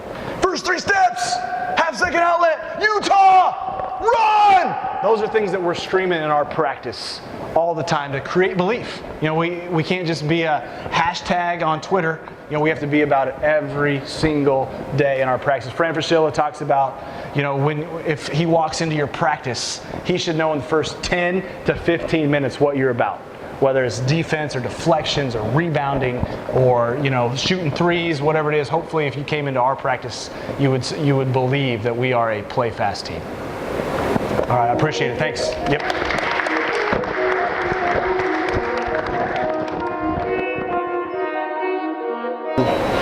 My name is Dwayne Easton. I'm the head coach at Phoenix College. I know on the sheet originally it says shell drill. That's what I was going to start out with, but I decided to switch topics and go to ball pressure drills. I'm from New Jersey originally, so you know, if you come to New Jersey high school, we don't shoot it very well. So I always tease the West Coast guys. I say we don't shoot it well because we guard it real well. So defense is something that we learn. If you follow us, you know, I guess our motto is, you know, 94 feet of heat. You know, we press the entire game. And even when we play zone, sometimes it's hard to rein the guys in because we really get after it. For me, I think the most important thing is point of attack. I was a Division I baseball player, and I think that, you know, a pitcher is at the point of attack. You know, football, if you got a good defensive line, you don't have to have a great secondary. All right, if your guards play really well on the ball, you know, you don't necessarily have to have a great shot blocker. You don't have to be great 1 pass away or 2 passes away, because those guys can really put a lot of pressure on the ball. So that's something that's really important to us. You know, piggybacking off of Coach Bunker and dribble drive, I too am a Vance Wahlberg disciple. So knowing the history of Vance Wahlberg, you know the dribble drive offense was created because of the defense. So a lot of our concepts are sort of, our defense is a combination of what he did as well as Bob Huggins and his tree of Brad Underwood and Frank Martin. So for us, that's important. We talk about pressure points. When we say pressure points in our program, we say pressure on passers, pressure on shooters, and pressure on ball handlers. One thing I do with my guys all the time, and this is a great thing to do with younger kids, you take a passer and take a shooter, have them pass the ball and let them shoot it. Guy will get a nice pass, nice catch, nice shot. Do the same thing, have a passer and a defender on the shooter. Guy will get a nice catch, maybe he'll score, maybe he won't. Don't put anybody on the shooter, nobody. Just pressure the hell out of this guy up here, and you'll see, even though this guy's wide open, it's hard for him to get a good catch. So ball pressure for us is at the forefront of what we do. The last thing I'll say is, whoever's following me in this, I'll try not to kill the kids, because I'm gonna give you a lot of drills. I started out, my first coaching job, I was 22 years old, coaching middle school. So a lot of the fundamentals that we utilized at that level, I played man. I was probably the only team in the middle school conference that played man, because our high school played man, so it didn't make a lot of sense for us to play zone and then send them up to the high school. Plus, that was my hometown, and the high school coach was my high school coach, so if I didn't send them prepared, I was gonna be in trouble. So a lot of what we're gonna give you, believe it or not, we do all of this stuff ourselves, and this is stuff that I've done since, back in the middle school days, all right? I'm gonna try to group these guys a little bit so that, they get some rest in between drills. This is a build-up for us. So one thing that we like to do, we'll do warm-up drills, which are for footwork. I'll show you some footwork drills. Then I'll show you our zigzag series.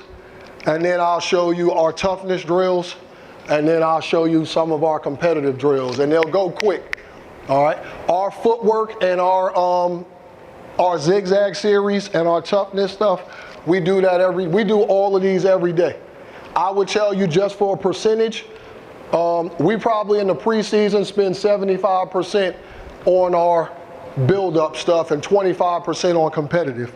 Once we get into the season, we'll spend about 75% on competitive and 25% on fundamental, where we're just giving our guys a chance to just refresh themselves as far as footwork is concerned.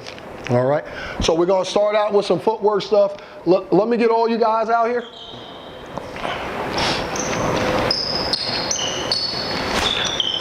So you're not gonna need a ball. So give me, I'll start you guys. Well, we'll go on the baseline. Give me 5 guys on the baseline.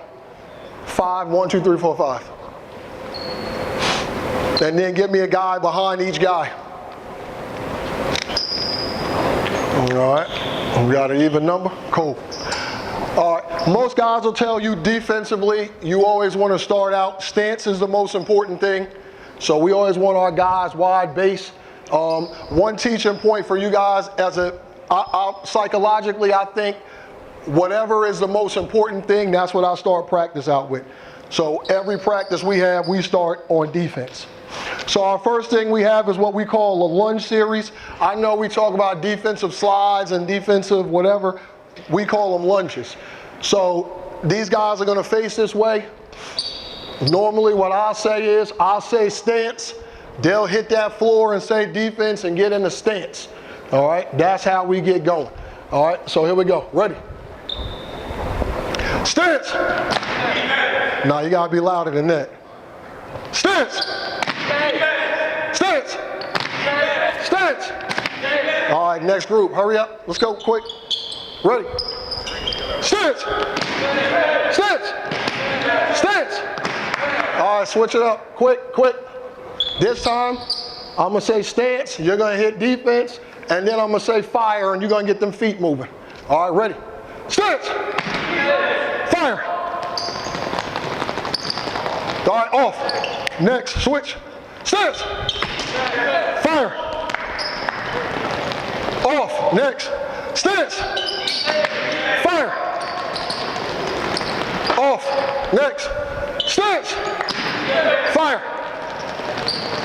Good. Freeze. Next group. Now, from there we go into our lunge series. So the first thing we have is what we call singles. So you guys will hit the floor and you're there. When I say lunge, I want you to get that foot here, and I want you to get that foot as far as you can. And I want you to stop. All right? So you're gonna go here, and then here, and then here. You're not gonna move until I say lunge. When I say lunge, you say ball. All right? Ready? Ball. Because you're on that ball. After they make their first lunge, the second group is going to step up. We're going to get right to half court. We want to get as far as we can with that lunge. Get that hand exaggerated. Ready? Stance. Lunge. Lunge. Lunge. Get that leg out. Lunge. Good. Lunge. Lunge. Get that foot back. Lunge. Lunge. Lunge. Lunge. All right, good. Half court. You want to really exaggerate. Everybody knows when you're guarding somebody, the most important thing in defending a good ball handler is you got to stop that first step. I tell my guys, you got to mirror. That guy's got a great first step, you got to have a great first step. So I'm in that stance, and then boom, I got to get out there and explode. All right? Now you guys are going, the second thing in our lunge, we go doubles. So again, boom, I hit the floor, I say lunge, get that first one out there, and then get another one right behind it. And then stop. So when I say lunge, it's 1, 2, and then hold. Then I say lunge, 1, 2, and then hold. All right? Ready? Stance. Lunge. Lunge. Ball. Ball. Lunge. Lunge. Lunge. Good, good, good. Not bad, not bad. So everybody will go, we usually go sideline to sideline, so they'll go a single, then they'll come back and double. Now we'll get a triple, all right? And this is how we know we want guys covering ground. So now on that lunge, 1, 2, 3, I want to cover ground, all right? Then 1, 2, 3, get out there. Ready? Stance. Lunge. Lunge. Lunge. Good. This group, same thing, triple. Ready? Stance. Lunge. Lunge. Lunge. All right. One thing I love about this drill, like, you know, I got like a 6'1" guard. I'm wearing the triple, and then he's done. And then like the 6'7" kid is back here. Like, what are you doing? You know what I'm saying? So get out there long. All right, be long. All right, good job, fellas. Let me get everybody in that corner.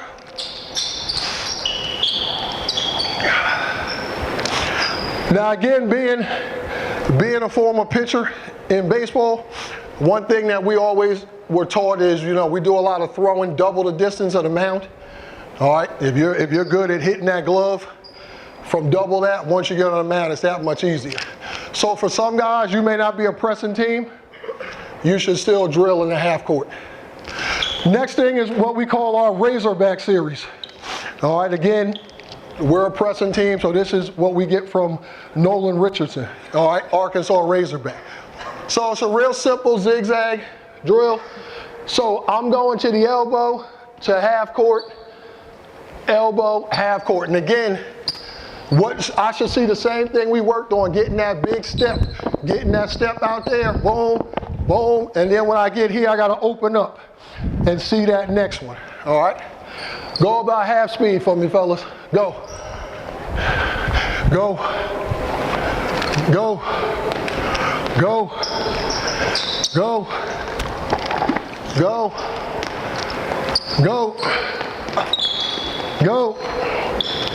Go. Go. Keep that butt down. Go. Good. Come on back. Yeah, just come on back. Just jog it down. I'm not going to kill you. Good. So the first drill in our Razorback series is, that's what we call our zigzag. The second thing we'll do,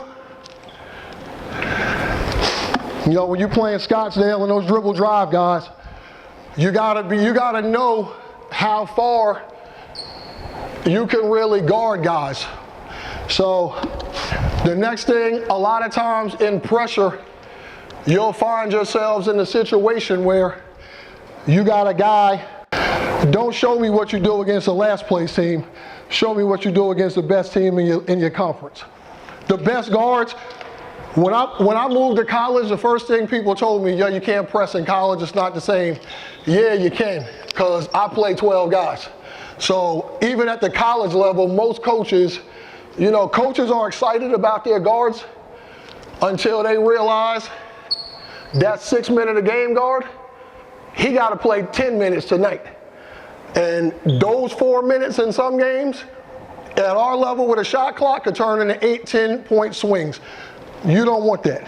So I have to say to myself, if I'm facing the best guard, how are we going to defend him? So now I'm saying, same thing.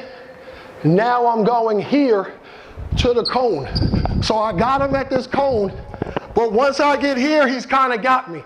So now I got to sprint, and I got to cut him off. Boom. Now I got him corralled. So now I'm a big step him again with my lunge. Got him big stepped. He's got me beat at this cone. I got to sprint to half court and get him cut off. Then I got to lunge to this cone, sprint over, lunge, and then sprint over. All right? Let me move this one. Ready? So lunge, this is what we call lunge, lunge, sprint. Go ahead, lunge, show us. Now sprint. Go. Lunge, lunge, sprint. Lunge. Good. Good. Get there. Get here. Cut me off. Good. Cut me off. Good. Cut me off. Good. Cut me off. Good. Step out of bounds. Get him cut off. Step out of bounds. Cut him off. Good. Step out of bounds. Cut him off. Good. Good. Sprint. Get there. Come on back. Good. Good. Good. Good job, fellas. Nah, we good. Thank you.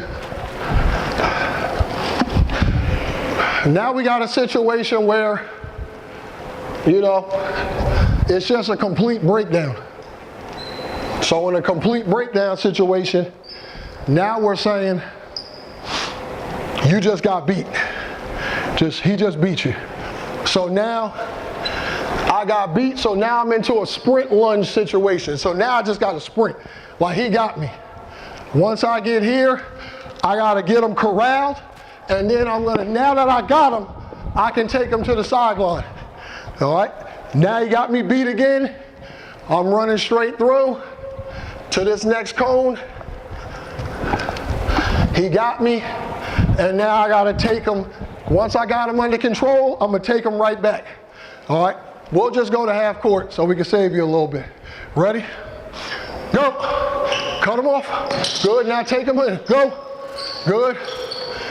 Go. Go. Go. Go. Go. Go. Get him corralled. Go. Good. Good. Get him. Get him. Get him. Get him. Good. You got him. You got him. Good. Get him. Get him. Good. Good. Get him.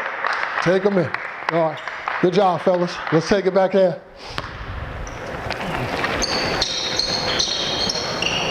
So for us, with our pressure, we got to be able to guard a guy. We can turn him great. Our rule in our press is we want 2 turns in the backcourt. All right, that's our rule. All right, for us, you know, I heard Coach Keeley say something about a cliche. For us, our cliche is if you can turn them 3 times, you're great. You can turn them twice, you're good. If you can turn them once, you're sitting next to me. All right, that's our rule. All right, now I say that as a joke, but in all seriousness, I'm not putting my 6'9", 240-pound guy up here asking him to turn 2 people. The guys up here, that's what they can do. All right, so our next thing for us is our zigzag series. Give me 2 guys. I'll just do a couple guys so we don't kill them.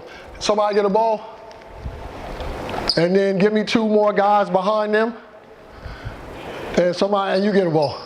The first guy on defense, I want you to take your jersey off. All right? No, keep it. Hold it up.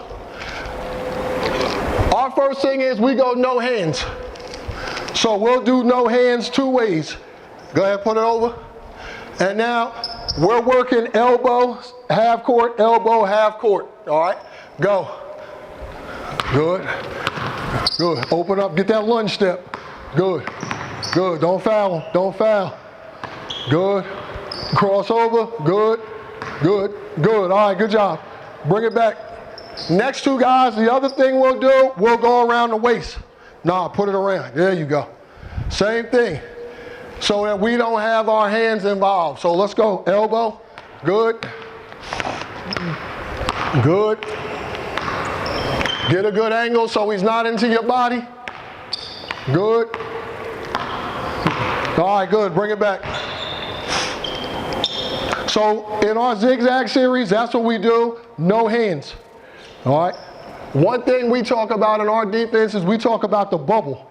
The bubble for us means close enough that he can't shoot, but far enough that he can't get beat. All right. I got a chance to spend a couple days down at VCU when Shaka Smart was the coach, and one of the things they talk about in scouting report is a kid, a rondo, meaning he can't shoot. You know, is a guy, a Durant, he can shoot and score as a guy in Allen. For us, we say, I actually took ours from John Carroll University's retired coach, so we say shooter, slasher, or scorer. All right, what is the key? All right, so we have to figure that out. So that might be something different in the way that I defend. First 2 guys go back up. You can handle it. Yeah, no, you ain't got to switch. Now we going with our hands. When we guard the ball, we talk about with our hands, we say we want our hands in 2 places. We want to lead you, right? You know, you got your girlfriend, you know, you go first. And then we're in the crossover. So you can't cross over. All right, that's what we want to be at. One thing that we kind of stole from South Carolina, and I tell the guys, you know, this is your little brother you're guarding, right? When you're babysitting your little brother, and you and your little brother are playing in the front of the house, and the ball's rolling around, where don't you want the ball to go? In the street. So for us, this is the street. We never want the ball in the street. All right, so anytime that ball's being dribbled this way, we got to keep our little brother, you know, out there. Some of my more cocky guys, they'll be like, you know, you're my little brother today. I got to keep you out of the street. Keep them out of there. All right, so now just regular. So now you're just going to give me 2. Now you just keep that hand in the crossover, elbow and back. All right, here we go. All the way down. Same, who's the next 2? Get that hand out. Good, there you go. Hand out, hand out. All right, hold. Yo, 2 things. One thing, we can't guard with our chest. 2, this is our range, right? You think about, you know, you got that car, it beeps. When you back up, that's what we say. Like when this arm starts to bend, we got a problem, all right? Right here, and get that angle. The angle is the most important. It's funny, our guys play one-on-one, this is what they do. They go here, here, so the angle's beautiful. Then they get a turn, then it goes right here. Then it's like, why is he into my body? Well, that's not the same angle. Here, right? And then open up. Next 2, same thing, go. Get that hand in the crossover. Now switch it. Good, hand in the crossover. Don't turn. Good, hand in the crossover. Good. All right, good. Bring it back. Good job.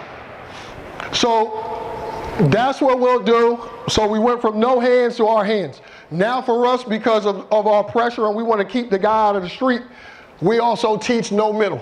So for no middle, you're going to go about 3/4 speed. Go, 3/4. I'm going to run and cut you off. Now you go, and now I'm a big step. You know, now we have speed. We have speed. Now you go, now I'm going to run and cut you off. Good. Now we have speed, and we're here. All right? You got it? Because you on D now. Here we go. So now we're going to sprint because we don't want the ball going middle. And then we're going to lunge because we're going sideline. Here we go. Good. Now slide. Lunge, lunge, lunge. Now run. Good, good. Lunge, lunge, lunge. Good job. That's good right there. All right, and we'll take that all the way down. Y'all two try it. Ready? Go. Cut them off. Good. Now lunge. Lunge, lunge, lunge. Cut them off. Lunge, lunge, lunge. Good, good. Bring it back. Bring it back down. So that allows us to understand sometimes you're going to get beat off the dribble. All right, so you got to know how to run and cut guys off. That's our zigzag series. Next thing, once we go through our fundamentals, we go right into our toughness drills. We have 4 toughness drills. I got time to show them to you all because they're quick, all right? And how you score them, you score them. So give me 4 new guys. Let's give these guys a break. 4 new. So every day we practice. We have a day off. We have 6 days together, 2 games and 4 practices. So we go 1 toughness drill every day. We just pick one. We don't want to kill our guys. First toughness drill is called 4 turns. All right, this is our turn drill. So who's on defense? So you're going to start right here in the middle. Right here you go. I'm going to tell you right now, this drill looks terrible. In the years I coached middle school, the first 2 weeks, it was terrible. The next 2 weeks, it was bad. The next 2 weeks, it was okay. All right, by the time you get to the playoffs, not only is it good, but it's competitive. So in 4 turns drill, you got the ball. This is out of bounds, that's out of bounds. You're going baseline to baseline. There's no shooting involved in this. No shooting at all. You got to turn him 4 times. All right, between there and there. And you can't turn him don't get turned 4 times, right? When we train ball handling, this is how we work on ball handling. All right, I don't do cone drills and 27 like dribble here. I don't do that. This right here, if this was boxing, we spar the first day. Like that's what we're doing.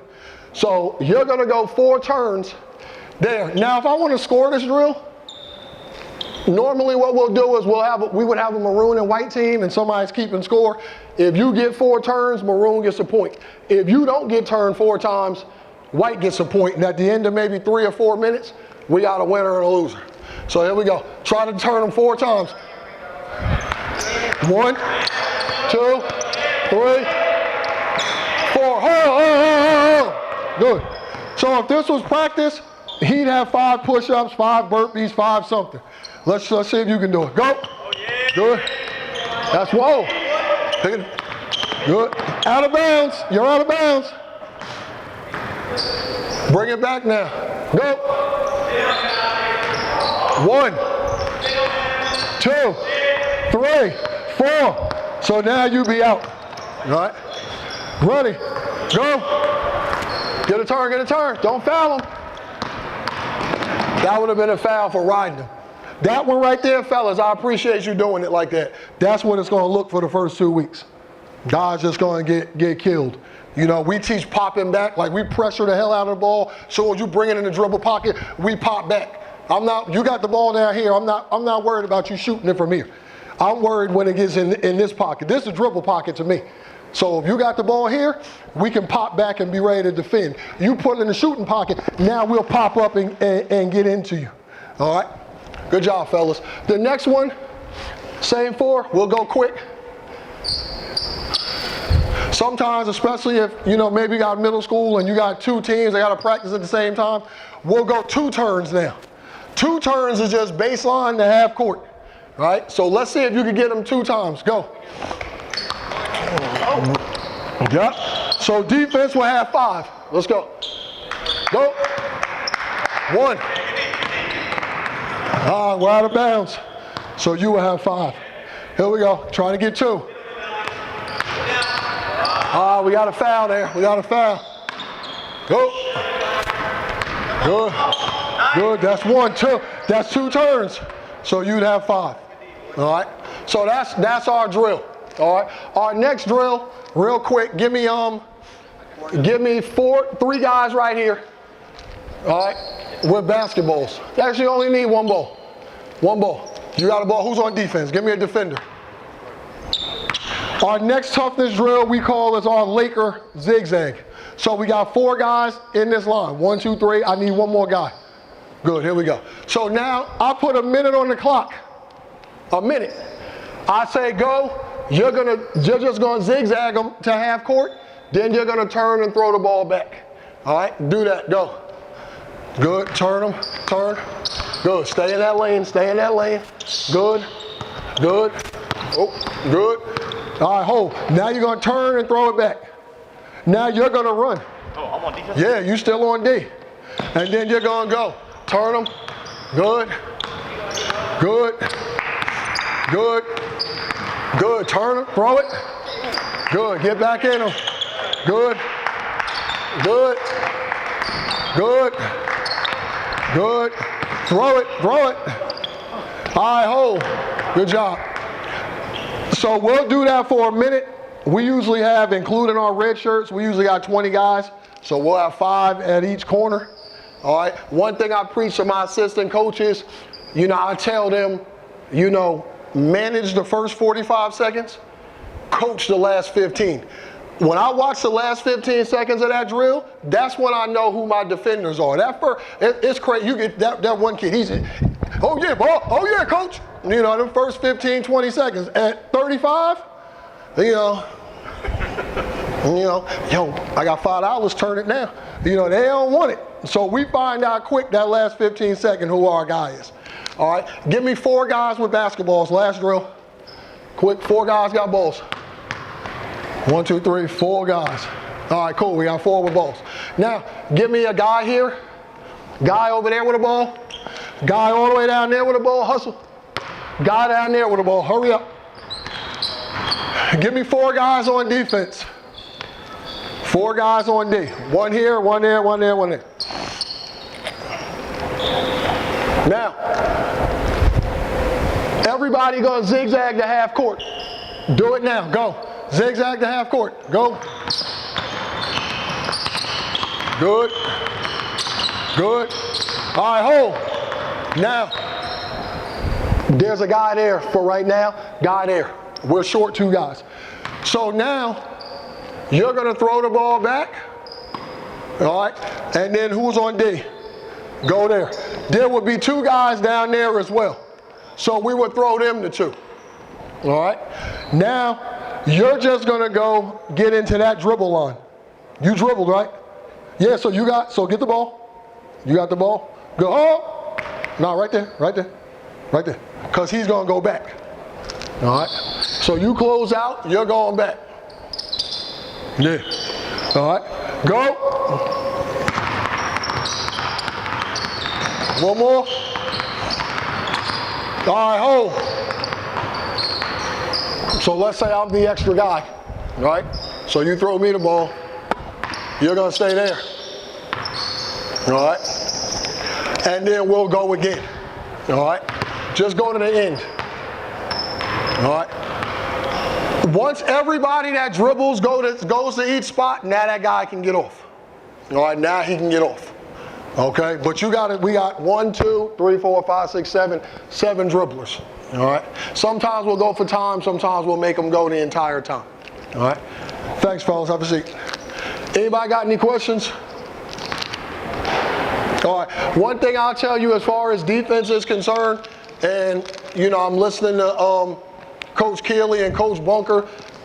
For me, I think the 2 most important things defensively are guarding the dribble and stopping people in transition, right? That's big for us. We talk about ball pressure because everything we do starts with ball pressure. When guys get defensive rebounds against us, we miss a shot, they rebound, our center knows he gets back. Like, you got to get back. But whatever 4 guards are up, they push right up on that first ball handle. We get the pressure going right there.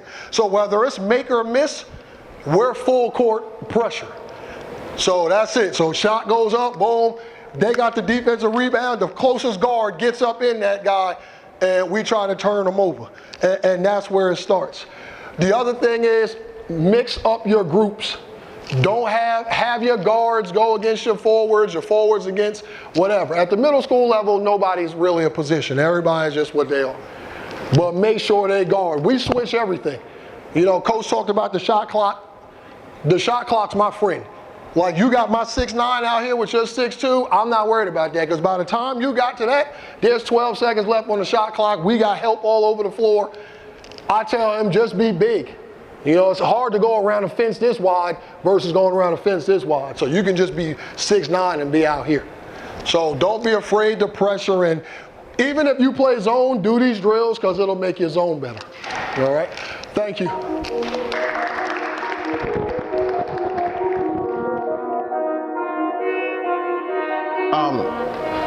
First and foremost, thank you all for being here today.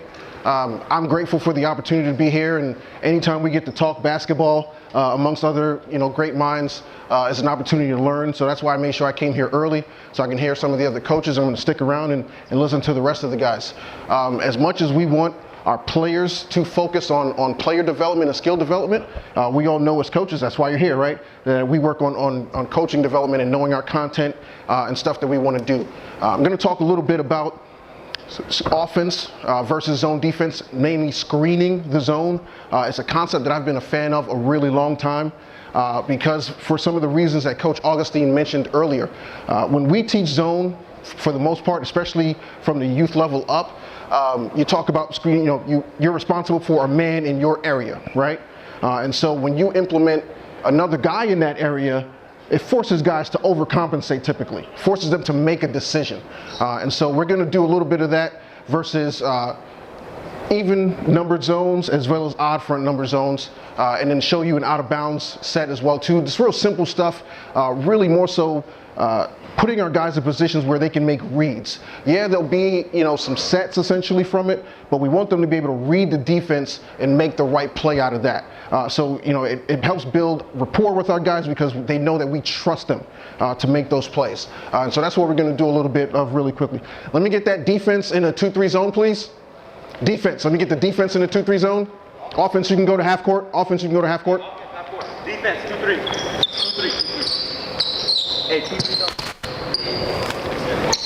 2-3. Let's get, since you're a little bit longer, let's get you on the wing. Let's get you up here, Mr. Wildcat. Let's get you up here. All right. So again, we see a lot of 2-3 zone in middle school and high school. Even guys play it in college. So against the odd number, even number zone, we're going to run. I'm going to show you stuff that I've run as a high school coach, stuff that I'm going to run when I'm a college head coach eventually, just stuff that I've been a fan of. And again, a lot of it is going to break down to reads. So versus 2-3 zone, we'll start out with what's called high-low. Okay, everyone does like the 1-3-1 set, but what we do is we put a big guy at the elbow and have him screen the top of the zone in different ways. So let's get, perfect.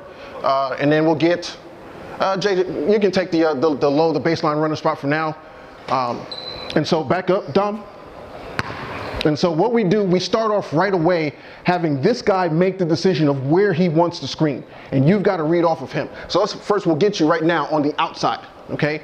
So right away, when you see that, Dom, you know you want to attack this side, okay? JJ, you're thinking you're coming through to kind of overload it. So the minute that you get there, you're dribbling this way, this guy's screening. So now he's thinking defensively, I've got to get over, okay? So I've got to get over. So now as he's coming through, and you'll let him over, you're not going to fight with him. That's perfectly fine. Who's open? Who's going to be open? He's overcompensating, thinking that you're going to him, right? So now we've got the middle open, okay? And so if you do pass to him, that's totally fine. We get the ball here. So now he has to come out and guard. Perfect, okay? Somebody has to step up. Now, we love those opportunities where we can attack the paint.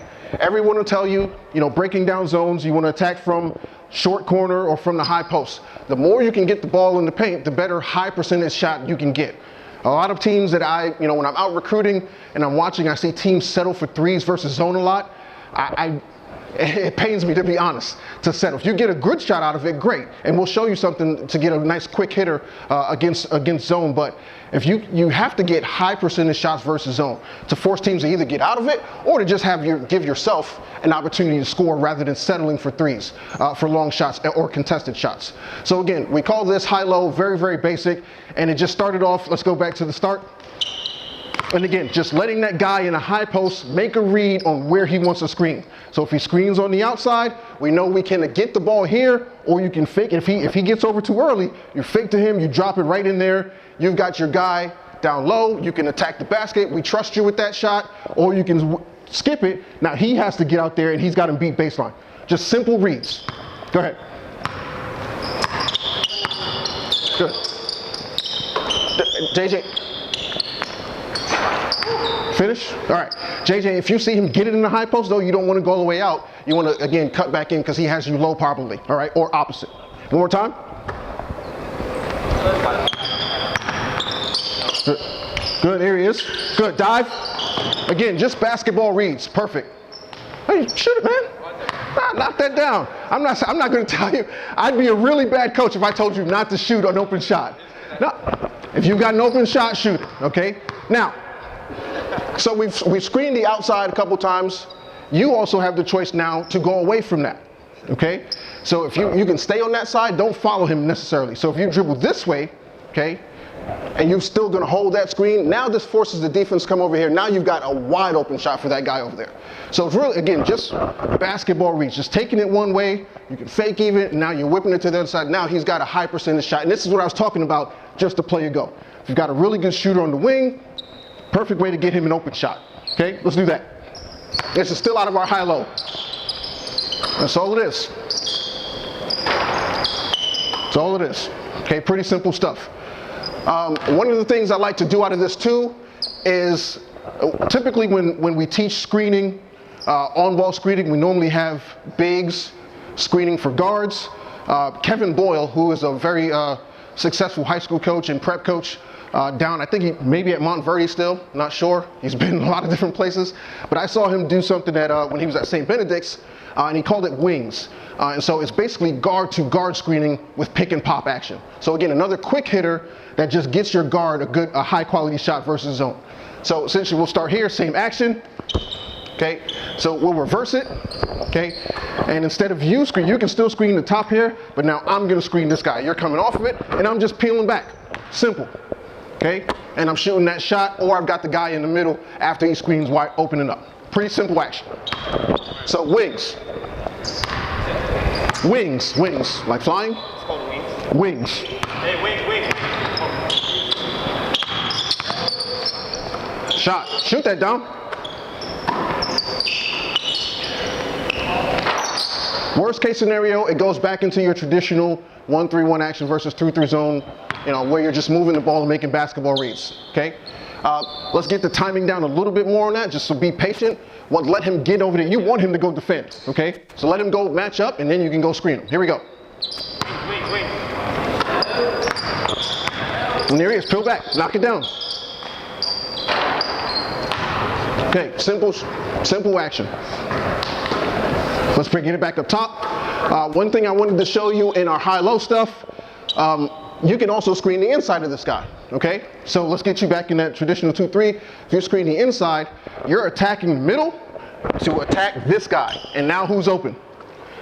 And see, we'll take a quick timeout just to talk about something really quickly. We talk about culture all the time, right? That's a hot button term in basketball. And culture here at Ironwood is obvious. And huge credit to Coach Augustine for that.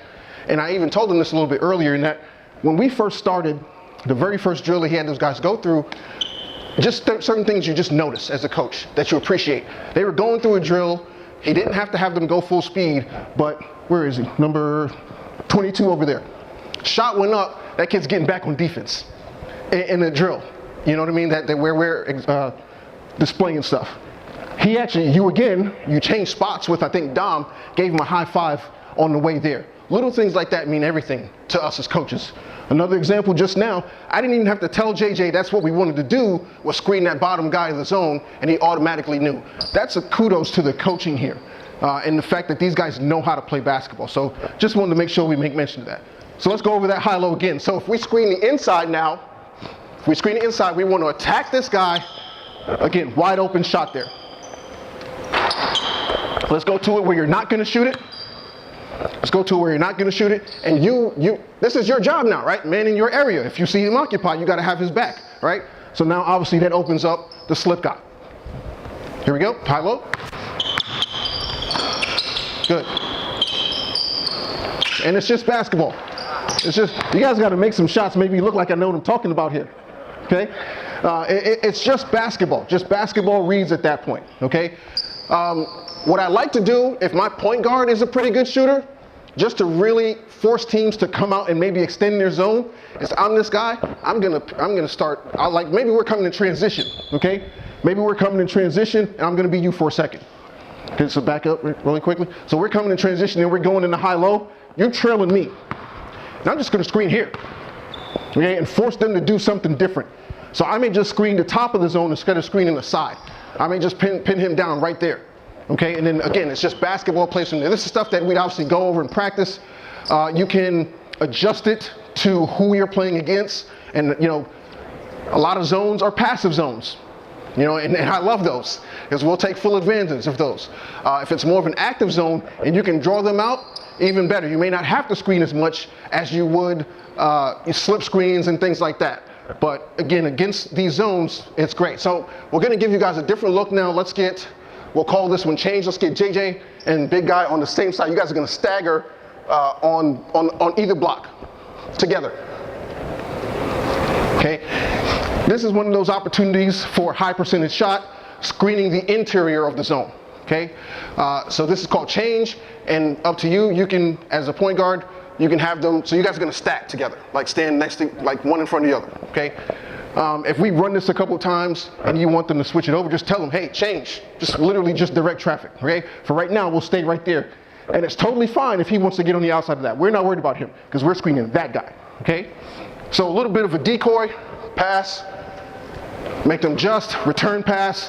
Obviously you want to come on this side of the lane line so that it's a shorter pass. Then you're gonna go through, nope, stay together. Then you're gonna go through off that double screen right there, okay? At the same time, you're coming over, you're trying to get it, you're coming up, trying to get it to the wing, okay? Now, again, you see what he just did? He has to make a decision on who he's gonna guard, okay?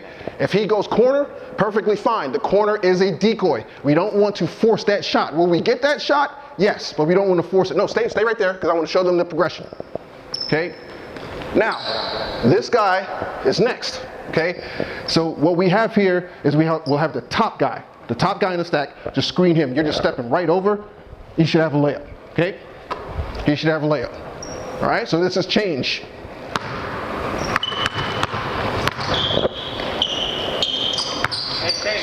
So pass, return pass, make them adjust. Good, go through. You missed it, he's got a shot there. He's got a shot there, but we're looking for the guy, right? One more time.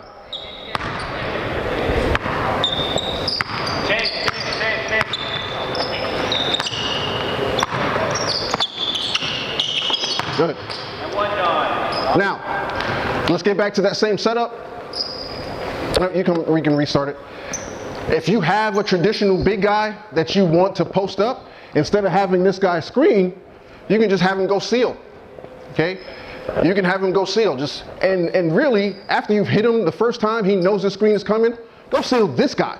All right, he's back by his lonely, he's getting lazy, not a whole lot to do. So go seal this guy, okay? And you can make that pass, or again, if he's, let's say he's 6'8", 6'9", right?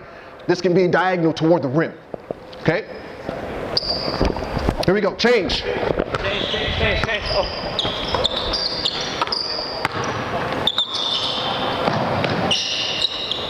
Good. Well, I would say just let him get in front of him first. Let him like get there, so you can set up your pass fake to the corner, whatever have you. Okay, and I mean you're gonna want to defend, right? Otherwise you're gonna be sitting with coach. All right. So he's got to go do a good job of sealing you, and then JJ, obviously you still got him occupied. One of my favorite things about this too is after we get it back, so he's going through.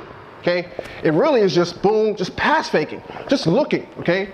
And we got opportunities all over the place. So we got that guy corner. We'll have him coming off the screen. Just pass fake. Utilize the pass fake in this stuff as well. Here we go. Change.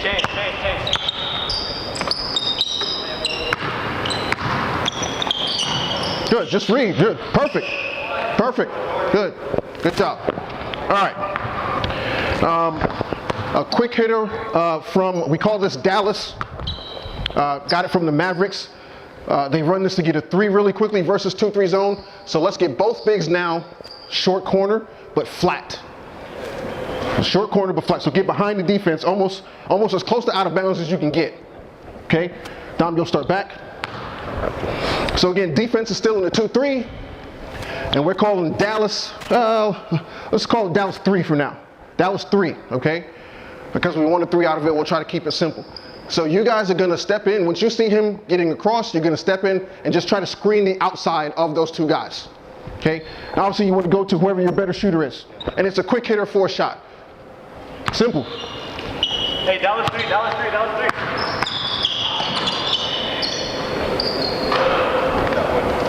Simple, very, very simple concepts. Just about reads and forcing the defense to do something differently, okay? You can run it to the other side if you want to. Hey, Dallas 3, Dallas 3, Dallas 3.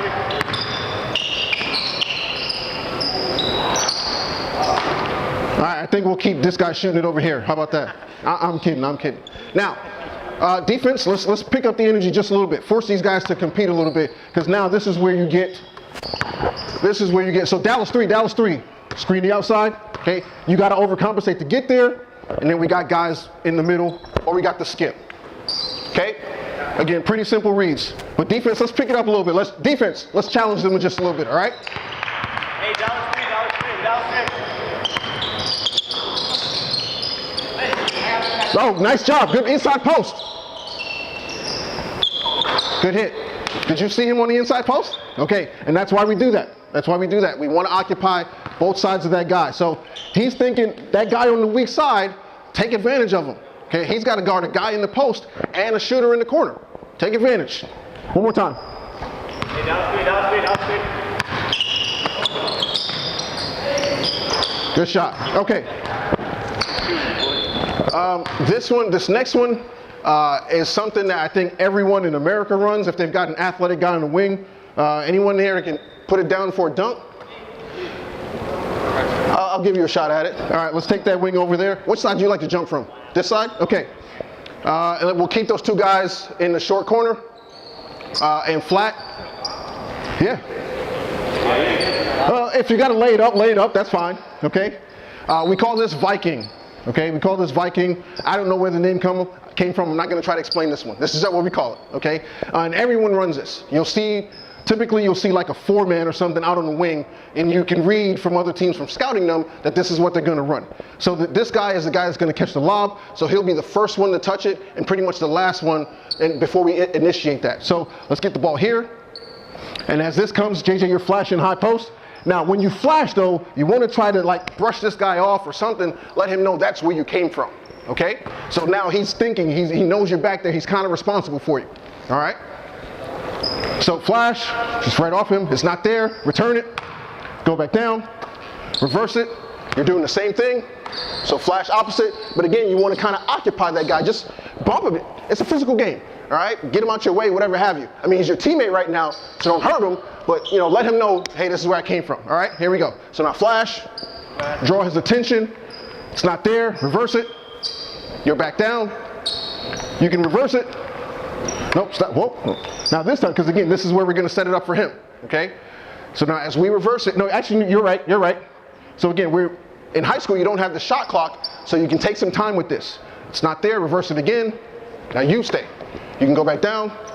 As you reverse it, you're gonna back screen this guy, okay? And the rule of thumb is this: force the referees to make that call. Essentially, many won't, because they're not even watching it. Okay, they're watching the ball. One guy's responsible for the baseline, whatever have you. So you want to try to clear some space for your guy. So as you're coming here, just get right into him. And then as you're walking him up, now you're going for the lob. Again, doesn't have to be a dunk, but finish. How about that? All right, here we go. Viking. Yeah. Viking. Oh.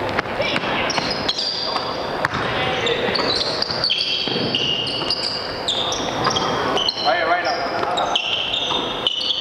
There it is. Again, pretty simple action, okay? We ran this, I was at Albany State University last year. We had a guy that was 6'6", super bouncy. I mean, he caught one in the quarterfinals of the conference championship game. Quarterfinals of the conference tournament, changed the complete complexion of the game. Okay, you got an and one, all right? So if you've got somebody that's pretty bouncy and you want to make a stay, you can run this after a timeout, You know, teams like to switch up defenses. Maybe you've scouted that and you know that they're coming out in a 2-3 zone after the timeout. Something that you can run to make a big impact with an alley-oop, okay? Any questions thus far about anything we've run? So we've got the high-low, which again, is kind of decoyed as typical 1-3-1 set. We ran change, we ran wings out of the high-low, and then that was just Viking. And then we ran Dallas 3. Versus 2-3 zone now, with the time we have, I'll show you a couple out-of-bounds stuff, baseline out-of-bounds stuff. So defense is still in 2-3 zone, and we'll call this one regular. So who's JJ, let's get you passing it out of bounds, and we're gonna start these 4 guys across the free throw line. So free throw line extended, elbow, elbow, free throw line extended, okay? This is, again, another read. Stole this one directly from my guy Sam Ballard at Mesa Community College. I've been friends with Sam a very long time. I don't know very many people better than Sam Ballard. I love that guy. If you ever get a chance to attend one of their practices, or really any of the practices of these JUCO guys or our NAIA guys, I suggest you take the time, and they're always welcoming, so feel free. It's, again, none of this, very little, like Coach Bunker said, is new in the game of basketball. So a lot of stuff is borrowed, and then you cater it to what your personnel is, okay? So this is regular zone. It's against teams that like to go 2-3 out of bounds. And again, all it is a read. So one of the ways we like to set this up is we try to take up as much space as we can on the out of bounds, okay? I see no reason when taking the ball out of bounds to be right here on the line and allowing that defender to have more room to kind of guard you, all right? So we try to take up as much space as possible. We've also taught in the past, when we know we're getting the ball out of bounds, you tie your shoes, let your team get set up. You cannot be looking at the referee. You don't have to take the ball from the referee, right? He has to give it to you. So give your team time to set up. And so what the read is, when he yells, you can slap the ball, you can call break, whatever you want to do. We prefer to get going as soon as possible. So once the referee gives me the ball, we're going. And so all 4 guys are breaking straight down to the baseline. What we're looking for is you have to read, and you have to read where this guy is playing, okay? So if he's playing outside the line, outside the lane line, you want to try to seal him, okay? If he's inside, you want to set a screen for your guy in the corner for a 3, okay? You probably want to try to occupy both these guys, more so him. More so the middle guy, because he's focused on the inbounder, okay? So this is regular zone.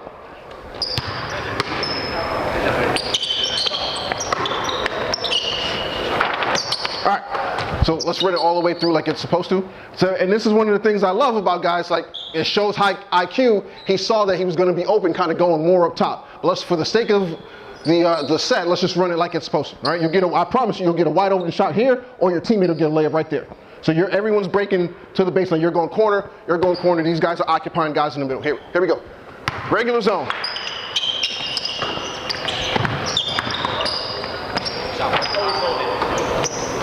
Just go get yourself a layup then. If you're going to get 2 dribbles in there, go get yourself a layup. All right? Now defense, now you saw that he got that shot there, so you're going to try to overcompensate a little bit. Here we go. Regular. Simple. Very, very simple stuff. Nothing of this has to be elaborate. It's just a read of where this defender is right here. That's all it comes down to. Another one that works and has worked for years is stack. And that's an on-ball stack. I don't know how teams still get this, but we do, right? It's an on-ball stack. So let's get guys one line right here. Stack it up. Stack. Dom, let's get you to be the 3rd guy. So we want to get you the ball. And then you'll be a point guard essentially, so you'll be safety. So let's get you out of the stack. So a 3-man stack. Yep. No, who's the point guard? All right, so then you stay here, okay? All right, no, he's gonna be safety, okay? So, again, against 2-3 zone out of bounds, a lot of it is just decoy. You're trying to occupy space, make guys overcompensate. You're gonna break first, go right into this guy. You break second, go into this guy. He's down the middle for a shot. Typically, that'll be a jump shot. It might be a bank shot. If you can get a layup, you get a layup. And again, you've got your safety, all right? Stack, but tighten up the stack. Try not to let guys in between it. Here we go, stack. Good, if he's not there, make a read. Okay? If he's not there, you just make a read And again, you got a bucket or a high percentage shot. Let's go again. Let's try to score on this. There it is. And 1. Okay, pretty simple. All right, any questions? Any questions? So now we're gonna go against odd number friend zone. So this, I think, will work. It's really one more play, but I think it works against a ton of stuff. For me, I've used it against 1-3-1. I've used it against 3-2. I've used it against even a 2-3 where they invert, so they've got one guy at the top of the key, another guy at the free throw line, or for those so-called jump defenses, right? Where it's triangle and 2, box and 1, stuff like that, where you use your shooter or the guy that they're trying to face guard, you use him as a screener, okay? Or sending him through back and forth, whatever have you. So let's get defense in a 1-3-1, please. You got it, Don? No, we're back up top. Thank you, Dom. Defense is in a 1-3-1. Offense, you're going to split. This is why we call it split. We got 2 guards up top, splitting the top. We got 2 guys down low. JJ, you're going to be my shooter in the middle, high post. Yep, it's okay. Again, it's interchangeable. And this kind of coincides with what Coach Augustine was saying earlier. When you don't have a lot of size, this is something you can run against zone, and guys are interchangeable. It doesn't really matter what place they be, but I mean, you want to have a guy that can shoot and a guy that can finish, pretty much, okay? So this is split. In high school, again, you don't have a shot clock in Arizona yet, hopefully. I know that's another hot button topic, so you can really, most teams will have a guy out here trying to deny this pass, whatever. That's totally fine. We don't have to go back and forth. So I'll just start off with the ball. And again, as the point guard, I'm going to tell this guy to go through. And he's going to go through down under the basket and then off of a baseline screen to where the ball is. Okay? That's it. That's it. And I'll show you how that progresses. Okay, here we go, back up top. So now, if we want to, kind of draw the defense, we can dribble in a little bit, okay? Reverse it again, go through, okay? So now we're looking, and so now, stop right there. Defensively, because in zone, you're told to what? Guard a man in your area, right? That defender down here now has a choice to make. Is he guarding the shooter going through, or is he guarding stay with the screener, okay? Now, a progression to this is as that shooter's going through, the opposite high post is flashing. So now there's very little weak side help too, okay? So what are you gonna do right now, defense? You're gonna guard the shooter, or you're gonna, you know what I mean? So you have to make a choice. We're gonna force this guy to make a choice. So split, back up top. Split. Timing is very important with this, obviously. Split. Yeah, you can tell him to go through right away. That's totally fine. So he's got a shot there. Let's make believe that he can make those. I know you can, Jay. I'm just joking. So now, defense, coach just called a timeout because you got burned in an open three-pointer, right? So now you're going to overcompensate and try to get out to the now. In the 1-3-1, I don't know if you guys work on this at all, but if the ball's opposite you, that weak side guy should be down. So ball's opposite you, there we go. Okay? So let's run it again. You can reverse it a couple times. So now he's going to go through that side. So screen it. Good. Dive. And again, just basketball reads. Pretty simple. You did miss him though. He was open right away. So, and again, that's why we like those decoys. So we know the shooter's going through. They know the shooter's going through. Ball fake to the shooter. We got the screener inside for a layup. Here we go. Let's see that. Let's see that action. So we're going to ball fake to the shooter. Or you don't have to. If you have that screener open, hit him.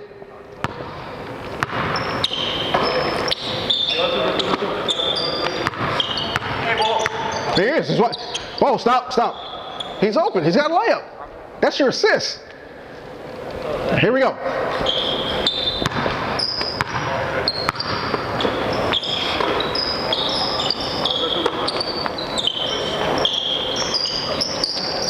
Now that time he didn't go. He cheated the play. So again, it's just make the read. All right, trust yourself. Yeah, you're fine. Trust yourself to make the read. One more time, let's get you, again, so pretty simple. So now let's say he goes through to the corner. Go ahead, go through the corner. He gets the ball, he doesn't shoot it. You recovered, let's say weak side guy recovered, there's nothing there, okay? Reverse it, go back to where you were essentially, and you're go right through the baseline on the other side. So screen it, and he's there for a shot.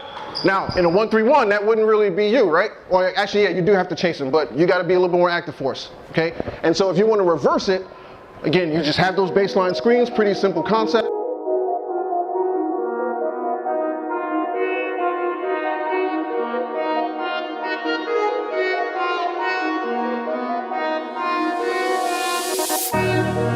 Got kind of a really unique idea. See you guys, have a great day. So I've got kind of a unique idea. So go ahead and grab a seat again, and shoot, I may even pull up a chair and sit with you guys to share some of this information. So one of the things that I think, actually I'll pull back just a little bit. One of the things that I think that we need to understand, first of all, in coaching is that even though we may want the majority of our players to go on and play at the next level, that we think, we want to feed them and feed their dreams that they're going to be able to be the best that they can be. The reality is that some guys are going to be done playing basketball. Some girls are going to be done playing basketball at various points. Some may end when they're a freshman in high school. Some may get the opportunity to play at the next level, like some of these coaches have been sharing throughout the day. But what are you doing as a coach along the way to help them? And so that's really what I'm going to talk about, is kind of mentorship and leadership. So my name is Coach Coletti. I'm the head men's coach at Willow Canyon High School, going into my 3rd year there, coached at a few other schools.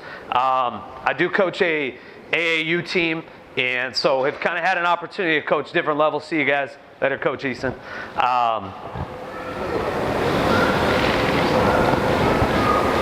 See you guys. Take care. So like I said, I've coached with Relentless, which is our AAU team, which is kind of a unique thing. We only take and train players who are going to attend one specific high school. So it's not kind of this, we're going out there and real kind of true AAU stuff, but we're trying to train local community kids to make them the best they can be. And what I'm going to talk about is part of that. So leadership, okay? So first of all, I think you need to know this. You as a coach are a bucket. Okay, now obviously as a basketball coach, I don't mean that you guys can score. I'm sure you can, maybe depending on who it is that you're playing against, right? But you're a bucket in this sense. Your job is to take information from one source and bring it to another source, right? You've played for a long time. You've coached for a long time. You've seen a lot of the stuff that these coaches have gone over. But your job is trying to get your players to understand that as well, right? And so trying to figure out how do they lead, how do they grow, and how do they develop. That's kind of the focus of this. No matter what level you coach, okay, varsity high school coach, junior high coach, college coach, at the end of the day, they're going to be done playing at some point. So what are you doing to take from the game? We ask our players all the time. We have 2 young guys here in the gym today. We have 25 that'll be in the gym with us next week. They're going to all hear this. What are you doing to take from the game of basketball? There's plenty of people around you in the game that would love to take from you. But what are you taking from it, right? So the idea is simply being this. You can learn confidence in this game. You can learn discipline, okay? You can learn work ethic. You can learn all these different things. However, if they don't have a coach, if your players don't have a coach who's teaching this, they're not going to get it. Okay, Coach Shan talked about Coach Augustine and the culture that he's built here, the things that his players do. That didn't just happen, right? That's because Coach Augustine is drilling that every single day. If you walk into our gym, you're going to hear certain things, certain language. You're going to see certain work ethic because we drill that stuff every single day, right? So you picked up a lot of great X's and O's so far. I filled 4 pages back there of notes. But what are you doing, right, to build your players, okay? And so that's kind of what it is that I want to talk about. My guess would be that you've thought about some of these questions before, but I kind of want to put it together and package it for you, okay? So here would be the 2 things that I think a coach who's serious about mentoring their players would think about. Number 1 is this.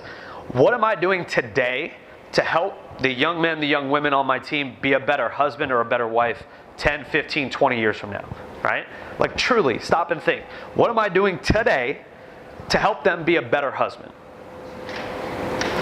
And whatever comes to your mind on that, okay, those are the things that you need to start to piece together in your practice plans, okay? And the second question would be this. What am I giving my players so that they are the best that they can be outside of the gym? So if we have, we teach a principle that when you do something, you do it right. okay? If that's what we're teaching, maybe they're running a line drill. And so we stop the practice to display that a kid didn't touch the line. Everybody run it again, right? What you're really trying to teach them is that even though you think the test is going to be really easy tomorrow in your science class, you still need to study. Because you do something and you do it the right way, right? You're going to paint your fence or you're going to clean your room because your mom told you to do that. Are you doing it the right way, or are you shoving everything underneath the bed? Okay? So these are kind of the principles that I think you should be thinking about if, again, you're trying to get your players to take from the game. All right? Our program at Willow Canyon, we do something kind of unique. We have a leadership curriculum that we take our players through.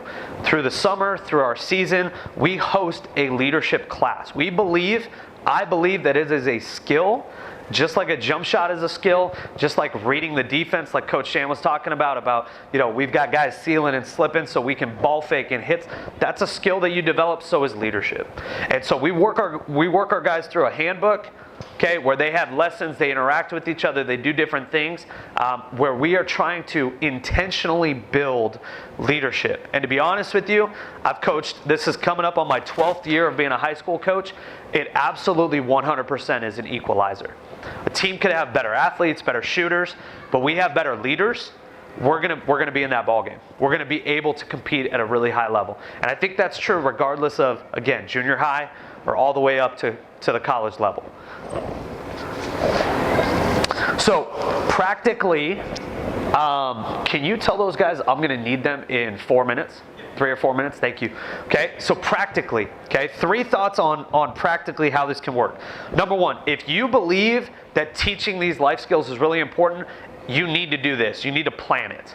Plan it. Like right now, sit down, and when you think about the fact that you're going to have 30 practices next year, okay, 60 practices next year, whatever it is, plan what your leadership is going to look like and how you're going to implement it.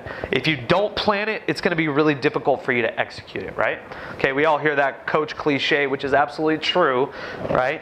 If you fail to plan, you're planning to fail, right? Kind of that same idea, okay? What could this look like? It could look like this. Back slaps, things like that, right? We're focused on that. And here are the 3 things that we're talking about on offense: moving the ball, screening, okay, skip the ball, things like that, all right? 1 minute at the start of practice. All right, guys, hey, here's our word of the day: discipline, all right? Discipline, all right? Let's get it going. That's it. It took you 10 seconds, right? Then they're going through their warm-up. Maybe they get up and down, dynamic warm-up, whatever it is you have them do. Hey, Bobby, do me a favor. Where did you see one of your teammates be disciplined in the first 3 minutes of practice? And we'll legit stop practice until Bobby comes up with an answer. And it's awkward at first, right? But what they learn, okay, is that they need to communicate and that they need to be watching. They need to be paying attention, right? We try to catch our players doing the right thing. We'll stop practice and go, yes! That is exactly, sorry, that's going to be loud on your audio, right? That is exactly what we want you to do, right? As opposed to constantly saying, no, don't cut there. We want to catch them doing the right thing, right? So that's a way that we can kind of intentionally do that. The second thing that you need to do is you need to prep it, okay? Teams who think through how they're going to execute against a full court press are the teams that break it, right? So now you've planned it, but how do you prep it? Okay, you got some great transition drills earlier today of how you can prep that. Breaking down in the front court how you beat a man off the dribble, right? Maybe you can add a guy flashing, you can catch, hit another guy going deep. Whatever it is, that's the basketball skill of it, right? But now that you've planned your leadership part, what are you doing to prep it? Okay, and again, I think it comes back to how many practices do I have? How do I want to implement it? Okay, my challenge would be this. Sit down for 30 minutes at the start of your season, okay? Start of your season. Take 30 minutes and plan out, okay? Here are the 10 concepts that I want my players to grow in their leadership, okay? I want their composure to be higher. Well, how do you train that? You put them in adverse situations, pressure them all the time, okay? And then when they fail, you build them back up, right? When they do it right, you stop and call it out, okay? So you plan it, you prep it. All right, and then the third thing is this: you have to follow through. Okay, so an example of this would be this: you walk away today, you go, hey, that Coach Coletti guy, You know, I was sitting for 2 hours, 3 hours, so I heard a little bit of what he said. But the thought that I took away is that I do want to be a coach that leads. I want to train my players to be leaders, right? Okay, so you come up with these great ideas, and then you get in the thick of it. You're training, you're practicing, you're following up on your kids' grades. Okay, you've lost a game, so now you feel the pressure. I got to figure out how to beat this next team, and it goes by the wayside. And next thing you know, you get to the end of your season, or if you're AAU, you get to the end of your session, and you realize, you know what, I only covered 2 of those things. Okay, because follow through is the most difficult part, right? We know that. We could have the best plans, but if we don't put legs on them and we don't execute, we don't follow through, it's pointless, right? So again, plan it, prep it, and follow through, okay? I believe this, leadership breeds the habits necessary for winning. Let me say that again. I believe that leadership breeds the habits that are necessary for winning, okay? You saw some of the players that just walked back in after they scarfed some pizza. You saw them walk earlier with the drills, step on and immediately start talking on defense. Immediately. You saw other guys immediately ball fake and skip because they've been trained, right? That's a habit, okay? So the exact same thing is true here, that if we want our players to be leaders, you have to help them build those habits. So one of the things in our program is we want our players to constantly be coaching their teammates. Sometimes that's a train wreck, sometimes it's amazing. But when a teammate does something right, we want our players as well as coaches to be calling it out, right? Because why? Because leadership breeds the habits that are necessary for winning, all right? Let's do this. Hey, everybody up. I know you guys have been eating, so I need 2 basketballs. Put 1 on the baseline and 1 right here. Okay, you have 10, so give me 3 guys on that block, 3 on this block, 2 and 2. Hustle. Come on. Come on. Okay. All right. Hey, 1 over there. Just set it on the Pike. Will you set it on the ground right there? You need 1. Okay, so these guys are going to do a passing drill real quick, okay? Simple passing drill. You can apply this concept to anything that you do in your practice, all right? Okay, if I show a 1, all right? If I show a 1, you're going to take 2 steps back. Got it? If I show a 2, you're going to switch the direction that the ball is going. Understood? Understood? Okay? So if I show a 1, you're going to take 2 steps back. That means everyone. Okay, come on back. I was just, yeah, thank you, good. They've been trained well, all right? If I show a 2, you're going to switch directions, all right? And if I show a 3, you're going to stop, all right? Just to make sure everybody's on the same page. 1, 2, and 3, got it? So 2 guys on that block, 3, 2, come on closer, JJ, right there, all right? So simple, you're going to throw a pass right here. Go ahead. Okay, come on up, hang on, follow it, give it back to him. Okay, you're going to jump stop. And now you're going to actually open up, so you're going to be on that side of him. You're going to take it. You're going to throw it to Dom. Okay, throw it back to him. Jump stop. There you go. You're going to open up to Pike. Yep. There you go. Give it back to him. There you go. Pike, take it on that side. Hang on, Dom. Dom, open up. Oh, come here. Come here. Come here. There you go. Open up. Go right there. Good. Good. Good. Good. Stop. Okay. So hang on. Hold the ball right there. You got 3 right there. So already, right, you saw the one principle that I'm going to highlight out of this is that the stressor here is they have no idea what they're doing, and we're looking who's going to step up and communicate, right? The person who's going to try to fix it so that it can execute well, that's the person you want to build right away, all right? And notice they're going to start to talk as we keep going. Okay? You guys got it? Got it? Okay, here we go. Go. Quick, quick, quick, quick. That's all right. Mistakes are going to happen. You don't know what you're doing. That's fine. That's fine. Good, good, good, good, good, good, good. Quick, quick. Come on, quick. Good, good, good, good, good.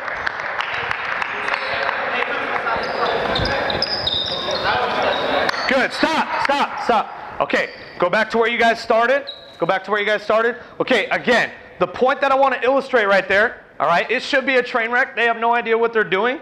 Okay, maybe I didn't explain it well. I didn't really explain it that well. That's all right. Okay, because what I'm trying to get at is the leadership part. Okay, how many of them if you were watching, right, and you guys don't need to answer, but how many of them were looking out of the corner of their eye to see what I was holding up? How many of them were staring at me? Whoa, when's he going to go? When's he going to go? Right? How many of them, when they heard a teammate say, step back, were echoing that? Hey, step back, step back. Right? You want one player to communicate on defense, and it should resound through your whole team. You shouldn't have just one guy yelling shot. It should be shot, and the entire team starts screaming it, right? Okay? So simple concepts that hopefully can teach that leadership, okay? Let's see. Let's go, everybody at half court. I lied. You three paint. You three paint. Okay? Everybody else at half court. Awesome. Dom, go right over there. Joe, right here. Okay? Balaam, right there. Okay, so, and what I'm trying, yeah, no, you're good. You're good. Thank you. Thank you, sir. Okay. What I'm trying to do, coaches, is to show you how these principles can take place in a practice, all right? So I've kind of talked big picture leadership, right? Now I'm trying to point out how can you execute this into your practice plans, okay? Because it's great to talk about, hey, I want you to be a leader, but what does it actually look like when you're training in practice, okay? So one drill we do in practice we call perfection. You three should be in the lane, okay? We call perfection, all right? Step up to the three-point line. We're going to have a shot go up. Okay, usually this would come from a coach, but it's okay, Balon, you can shoot it. Okay, when he shoots it, all right, you guys are immediately going to block out. You have to communicate on defense. Okay, now the key is this. The three of you are going to be rotating in a circle in the paint. All right, okay, so I'll say go. You guys are just moving in a circle. Go, go. Just like that, okay, stop. You're going to go just like that, okay? Shot's going to go up. You guys out here, you're the bench. What does the bench say when a shot goes up? Shot, right? So you hear shot, you're going to find the nearest guy and box him out, right? Okay? Let's see how it goes. I'm looking for leadership. All right? Go. Good. Good. Let's pretend that he missed next time. You play it if it's a make. We play it live. Let's go these three one more time. Okay? Hang on real quick. Okay? Offense. Offense, chase the rebound. Offense, chase the rebound. Okay? Go. Go ahead. Okay, stop. Okay, defense, rate yourselves. 1 to 5. 5 is, that's amazing. We're playing for the state championship and I communicated. 1 is, dear God, it's Saturday in May and I want to go home. Where were you at? A 1? Okay. All right, you three are out. Give me you three to defense. You three to defense. 3 more. Okay. Hey, I want to see as close to a 5 as we can get to. You're over there? Okay. Ready? Go. Go ahead. Stop! Stop! Bench, what didn't you do? Oh my goodness, that's a line. Just kidding. All right, here we go. Ready? Go. Go ahead. Better. Okay, stop. Okay, you guys all at half court, hold the ball. Okay, again, trying to give you concepts that you can see how it would work in a practice, right? So just briefly talked about leadership and ownership with you. I'm assuming that you should be assuming that these are guys that I've talked to already. We've had leadership class. We've done things like that. And we're stressing that it's upon them to communicate, all right? How many timeouts does a high school coach have in a game? How many timeouts does a high school coach have in a game? Willow, how many? You guys hear it all the time. Hold up one more finger, Pike. There you go, perfect. 5, right? We have 5 timeouts. So if I have to call a timeout every single time to fix something in the game, I'm telling you right now, we're going to lose. It's just not going to happen. So we need them to lead, right? Okay, I put you guys on the spot, all right? Hey, give 2 guys a high five and then sit down. Okay? So, hey, let me give you guys just kind of some rapid fire thoughts. I've got 45 seconds and I'm going to kill it right here. And then we're going to bring up our next coach. Leadership, I believe, is the greatest thing that you can give your players. Again, we would love it if every high school player that we have is going to go on and play at the next level. That would be amazing. But the reality is, a lot of our players are going to finish their playing career with us. So what are we doing to give them something that they can take beyond the game of basketball? All right? And I believe the greatest asset that we can give them as coaches is to teach them to be leaders, to own what they care about, and to give themselves fully to it, okay? Couple of thoughts right here. Whatever you tolerate as a coach is exactly what you're gonna get. So if you want guys to lead and you don't stress that and you don't catch them doing that the right way, don't ever expect that that's gonna happen. It's just not going to, okay? What you tolerate is what you get. If you wanna build leaders, you have to plan it, prep it, and execute it, okay?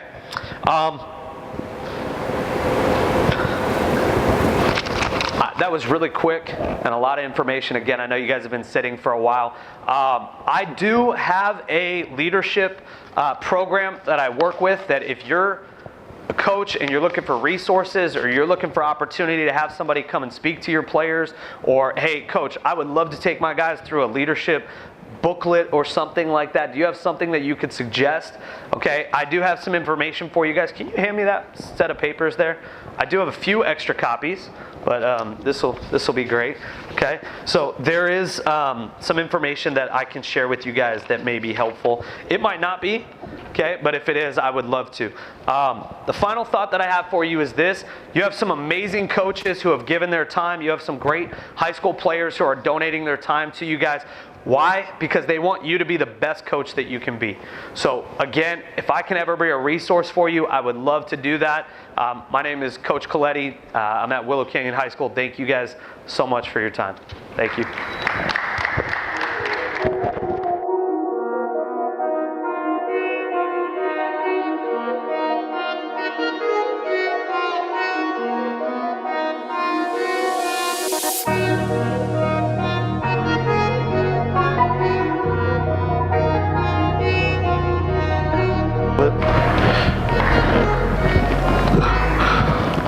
I used to have a cell phone that had one of these. You going on your belt pocket? Am I good? Am I supposed to hear myself? All right. I'm working with versatile forwards. So stretch fours, stretch fives. I think next to the point guard is probably the most important position. Obviously, most of your point guards are an extension of who? Coaching staff, right? So your point guard is supposed to be able to do and everything. I think the next most important person, if you got a 4 or 5 man that has some guard skills, I think that can make your team really special. So who are the best teams playing left right now? Like the Warriors, who's their 4 and 5 man? Who's Draymond, right? Draymond's a problem. He makes everything go. You look at the Bucks, Giannis is a problem at the 4 and 5 man. Even Brook Lopez some.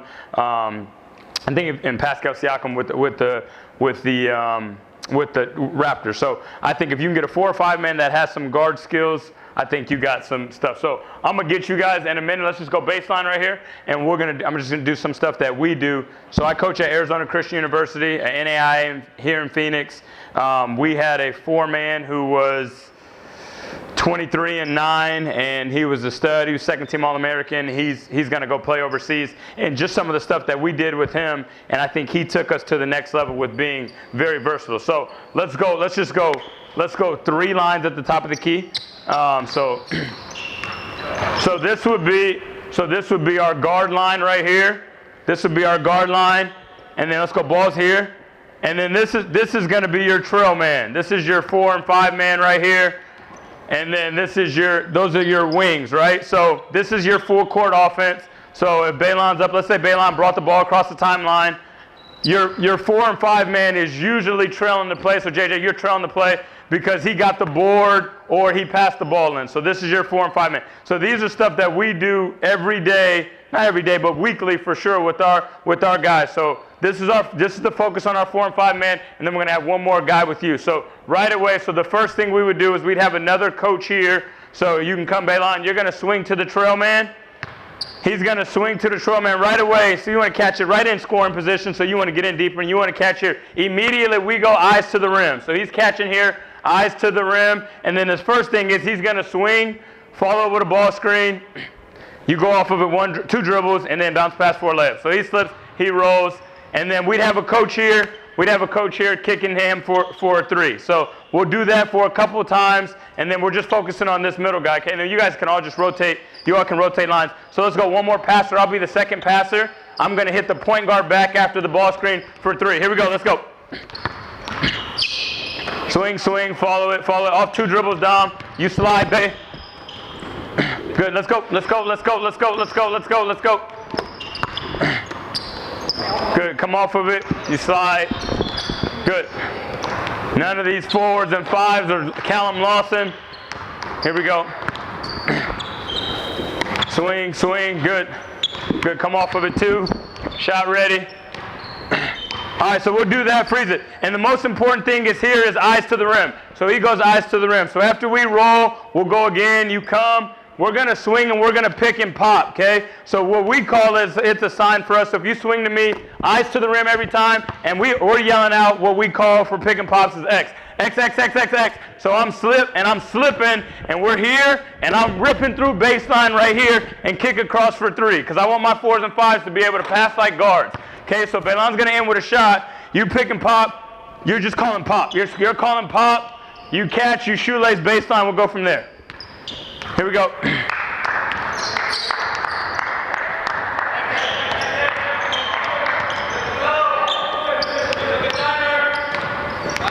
Good, next group go, next group go, next group go.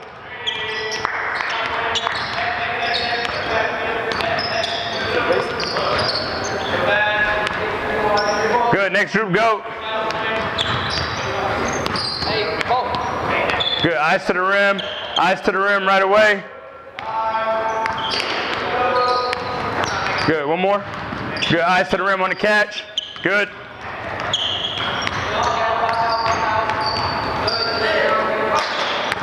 Good, freeze it there. All right, so then we would do what we would do next. So these are all of these, and this is basically a guard. So the floor would be space, you would imagine. If we had 5, that would be another guard there. So on that he could lift, and then we'd probably have a 5-man that would be getting opposite. So the last thing that we would do is go. You're going, same thing, and then you're gonna, after you pick and pop, you're just catching and shooting, okay? So swing, swing, come off of it, X. So on this, I'm just sprinting into this screen, but I'm not really screening him. So I'm ball, and I'm not even really getting him. Get my feet set behind the 3-point line, I wanna lift this, okay? So let's go from there. Yeah, he wouldn't get anything. This could actually even be 2 lines. We can break this down to 2, but that's fine. Good. Get out quick. Good. Good. Shot ready. Good. Good. Good. Let's go.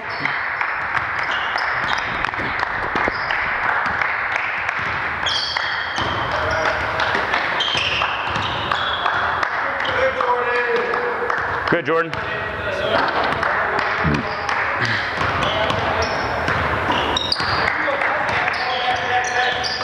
Good, good slip, JJ.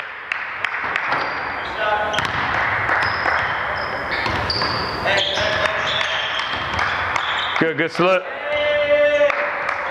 Good slip. Good, 2 more, 2 more, 2 more, 2 more.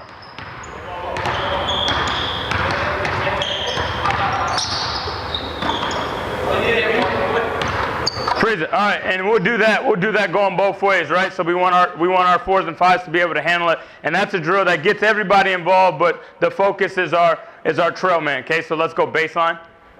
Another thing we'll do. So let's go 2 lines on the block. You just go 2, 1 on block, 1 on each block, and we'd have a coach or a manager making this pass. And most teams. So if I'm throwing this ball, so act like you're posting, but you're short post. You're about right there, white line. So most teams, once you go there, most teams are okay with, most teams teach, go ahead and take this shot. Because this is, percentage-wise, what do they say this is? They say this is a bad shot, right? Most teams are 3-ball or layup. But if you rep this, and they're not gonna guard you, if you're not gonna guard you as well, I think it can be a good shot. So we teach this a lot. So we enter here, you're gonna inside pivot. Good, so drop your right foot, inside pivot, and then you're just gonna size them up and you're gonna lift it, okay? And then we're gonna get going on both sides. And this is just something where we gotta make 5 in a row before we catch. So it's catch, eyes up, and then we're lift, 1, and we're just switching sides. And then we get in games in poster, so I'm guarding Belan. Belan throw it into him. So he throw it here. And then most posts are like this, because they're not used to guarding here. They're used to banging down here. So now you got an uncontested 12-footer where people that say they know the game are saying it's a bad shot, but any uncontested shot, in my opinion, is a good shot. So we just do this, and we'll go. We just catch inside pivot, takes 5 minutes out of your practice, but it's going to be a shot that you won't get challenged in game. So we'll get going both sides. Don't hit each other's balls and just go. Inside pivot. Keep going. Let's go first 1 to 3. Go. First 1 to 3. Call for ball. Inside pivot. Eyes to the rim. Let's go.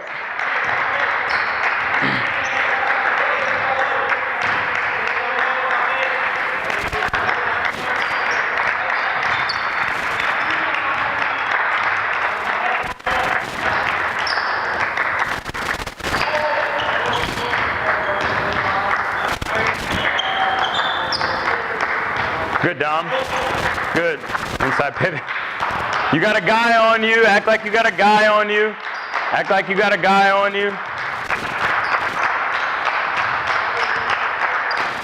Good, good inside pivot. We got 2.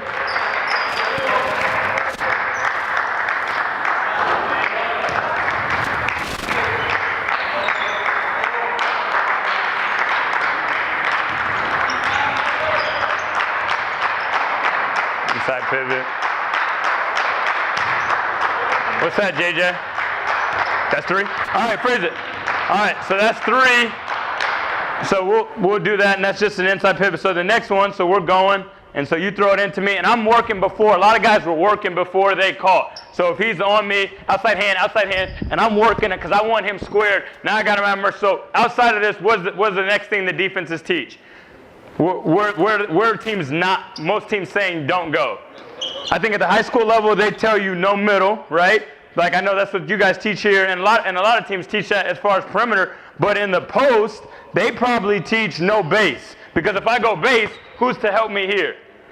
He's got to help off. What do I probably have in that opposite corner over there? Probably got a shooter. So if he helps off me, I'm jumping out of bounds, making this pass. Now we're up +3. So most teams teach no base. So the way we would guard it, throw it in the bin line. The way we would guard it is I'm here. I'm forcing here. So we're gonna take what the defense. We're gonna take what the defense gives. Now we would scout teams and know what they give on the baseline. But if they're forcing this way, we want to work on that. So we've caught and shot.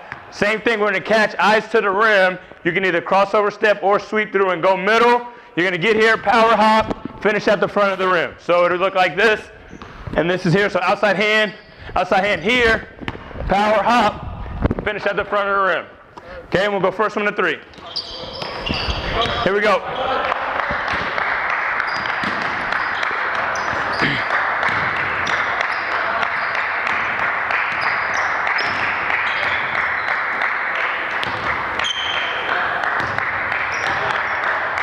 Good.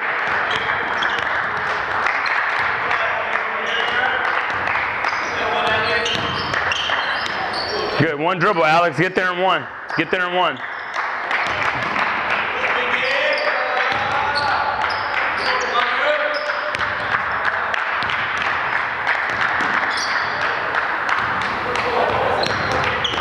Good, Dom.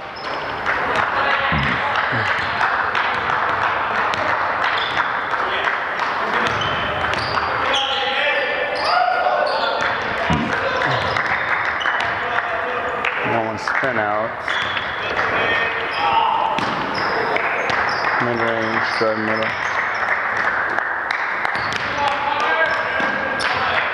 Good. What score? 2. All right, 3.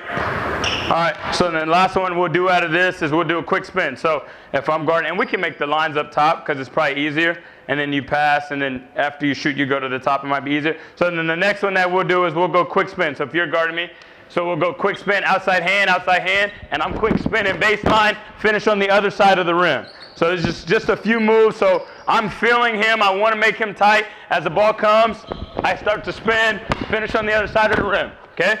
So we'll get going both sides. Make sure you guys don't run into each other. But this just gives our guys, this gives our posts, I can catch and lift, I can catch and drive, go middle. If they are taking away baseline, I want to do my work before they go. So if most teams either, if they 3/4 front, they do it from here, they won't do it from here because he'll just break his guy down and go score. So I want to be on the high side. So this puts you in position. So you should catch, he should be spinning already. Now, why do you think we want to use the other side of the rim? Because wherever I'm helping from, I'm probably going to be here, so we want to go on the other side of the rim. So our guys are a little bit bigger and they jump a little bit higher, but finish on the other side of the rim. Here we go. Spin before, as the ball gets there. Don't run it.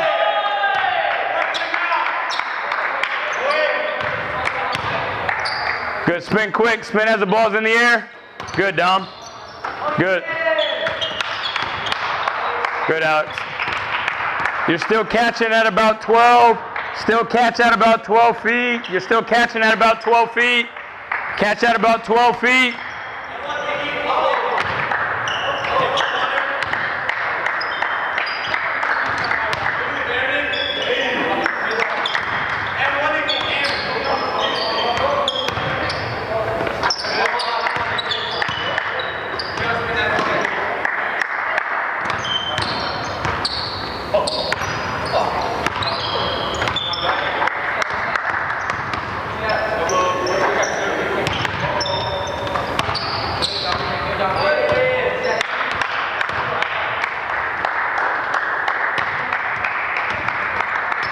Good, JJ.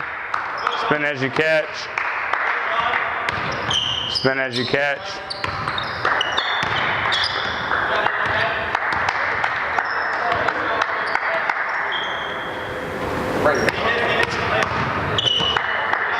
That 3? What do we got?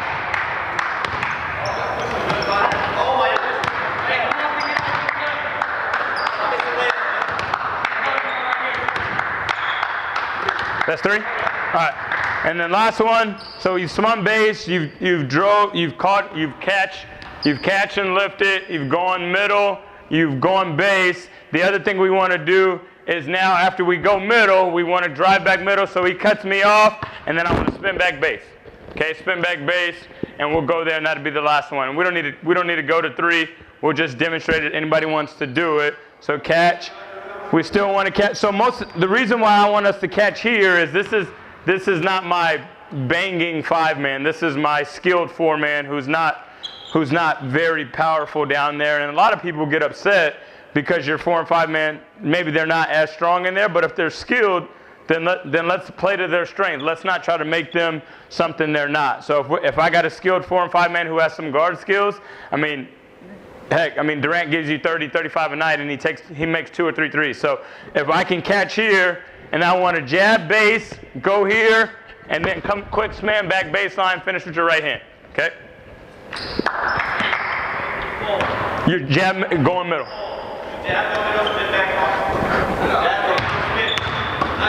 Good, like that. What would you?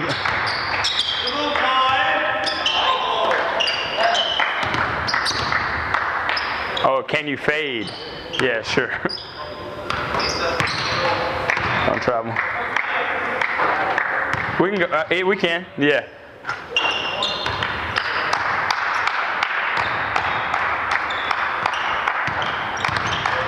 Good, Jordan.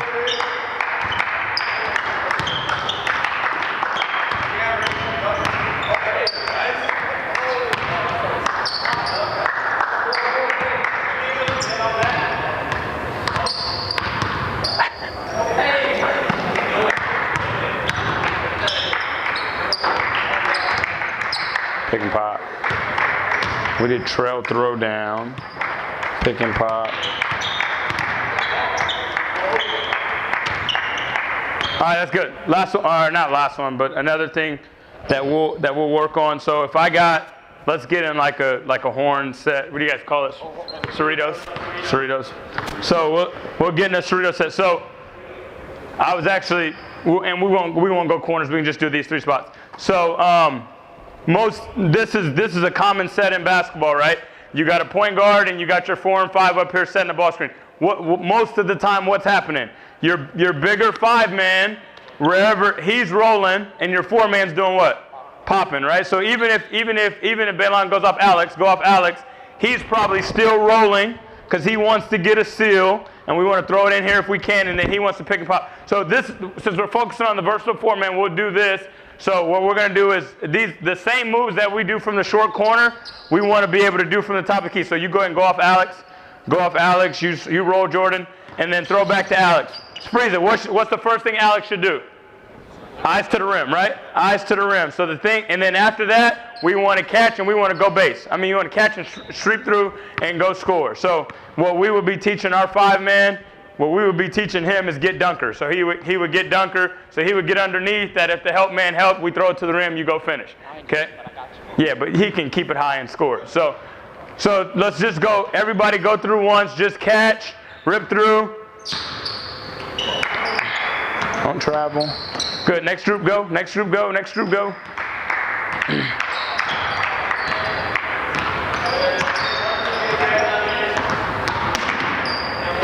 Good. Yeah, JJ. Nice shorts.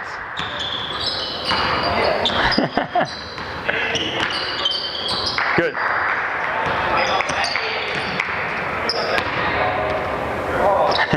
All right. So then the next thing would be, well, what do you want your 4-man to do? Like, this all came about because of dirt, is you want to catch and lift them, okay? So we'll go off of it, and then you're just going to catch, eyes to the rim, and you take your shot. So 5-man can still roll, and then we want to get a shot there. And on all of these, Coach, we would have another passer here. So if our point guard went here, we would want our 5-man to get it, so we'll just be throwing that ball in from another coach here. So here we go. Keep going. So if he was throwing back there, we would just throw to him and he'd get a layup. Here we go. Spacing Alex. First one to make 2. First one to make 2.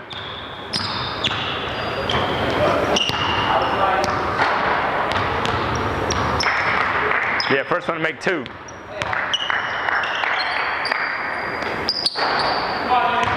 You guys can go the other way if you want.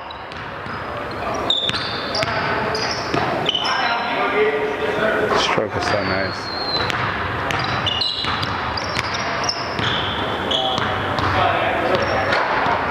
That's 2. Okay. So then after you catch and shoot, you catch and drive. And then if you got a skilled 4 or 5 man, that's what we want to do. So we go off of it. So you went off me, Baylon. You roll, JJ. I want to pick and pop. And then, so you go to me, and I eyes to the rim. I'm going to catch, and then I'm coming back middle, and I want to finish at the front of the rim. So this has my option. You go dunker. You stay dunker. So our 5-man will go dunker. So once I spun, I want to come to a gather. So if JJ's man helps, JJ should be going to the rim, and I'm keeping it high. He should be scoring. If not, I spun, and most guys are right-handed. I'm coming back to my right hand and finishing here. Okay, so we're going to 2 dribbles going outside, spin back middle. It's a dunk, yes.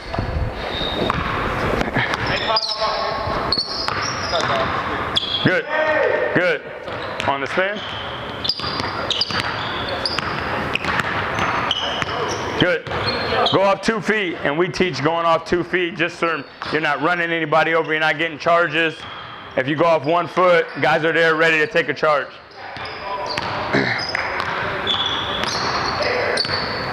Good.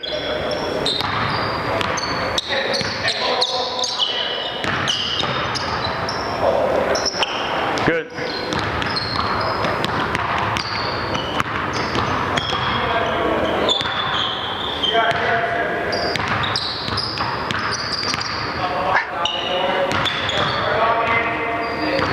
Good down. Yeah, is that 2? Okay. All right. So then we'll go baseline. So we'll do that, and we'll do that going both ways. You don't just make sure you get it going both ways. The other thing that we would do, so if you guys are 4 and 4, 4 and 4, yeah, we would go 2 on 2, right? So like, let's say we got these 2 on offense, and then 2 reds guarding them, right? But you guys are on the block. You guys are on the block, and we would do this to where you can't switch. You can't switch defensively. Obviously you're allowed to switch once basketball games start, but right now you can't switch because we want our 4s and 5s to be good screeners. So the first thing that we would do, and then let's get a guy on defense on the ball. So Alex is gonna go set a cross screen on JJ. Now freeze it. You're going into a ball screen. So we're going into a ball screen. So where should Alex be to set the screen for JJ? Go back, JJ. So you just stay there. So we always want your back to be where the ball is, where you want your guy to go. So if I want him to go here, I want to get at this angle, okay? So we're going to get at this angle, and then I'm going to lift out of this, and then we're going to play 2-on-2 live, okay? So both of these guys are stretch man. So JJ's gonna pick and pop. So he's not really hitting them. You go off, and he's not really hitting them. He's popping, and then the coach has the option, right? So I can go here. Alex, after you set that screen, you lift. So let's just walk through it. Just walk through it. Go back, JJ. Just 2-on-2. Yeah. So he's not in it after he goes off. Yeah. This would be coach on coach. So go ahead, Alex. Freeze it, freeze it, freeze it, freeze it. Now, if I am a pick and pop guy, how do I get myself open? What kind of screen do I make sure I hit? I'm gonna slip, but where do I want to make sure he goes? It's my job and it's his job to make Dom help, or he's never going to get open, right? So if you go too early, what's Dom going to do? He's going to stay with you, because Dom knows by now I'm guarding a shooter. I got to stay home. But if you fist up, you're selling screen, as I start to come, then you get out of there, don't make contact. Now I've got 2-on-1. So this is a guard drill as well. Want to make sure your guards are doing it. This is a throwback. If that's not there, Alex should be sprinting up, and then they're live. So it's 1-on-1 from there with my post, and these are our posts are doing these. And then once I throw back, either I throw back there, they go 1-on-1, and the other 2 are off. And we do this, and we go first one to whatever you feel like playing to that day. But it's important that you set a good screen, and it's important that you set a good screen. You're popping every time, you're lifting, you're 1-on-1 from there. Here we go, let's go. Good, we're live there. You're 1-on-1 there. Come on, rotate quick, rotate quick, rotate quick. Quick. 2 wide on D, 2 wide on D, or you guys, if you want to go colors, that's fine, that's fine. Here we go, here we go. Good screen, Bailon, good, good. And then they're live there, 1-on-1.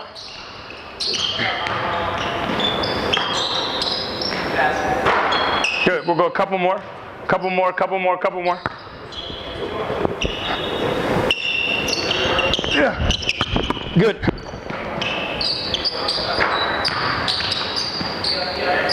Last one, last one, last one, last one. Yeah.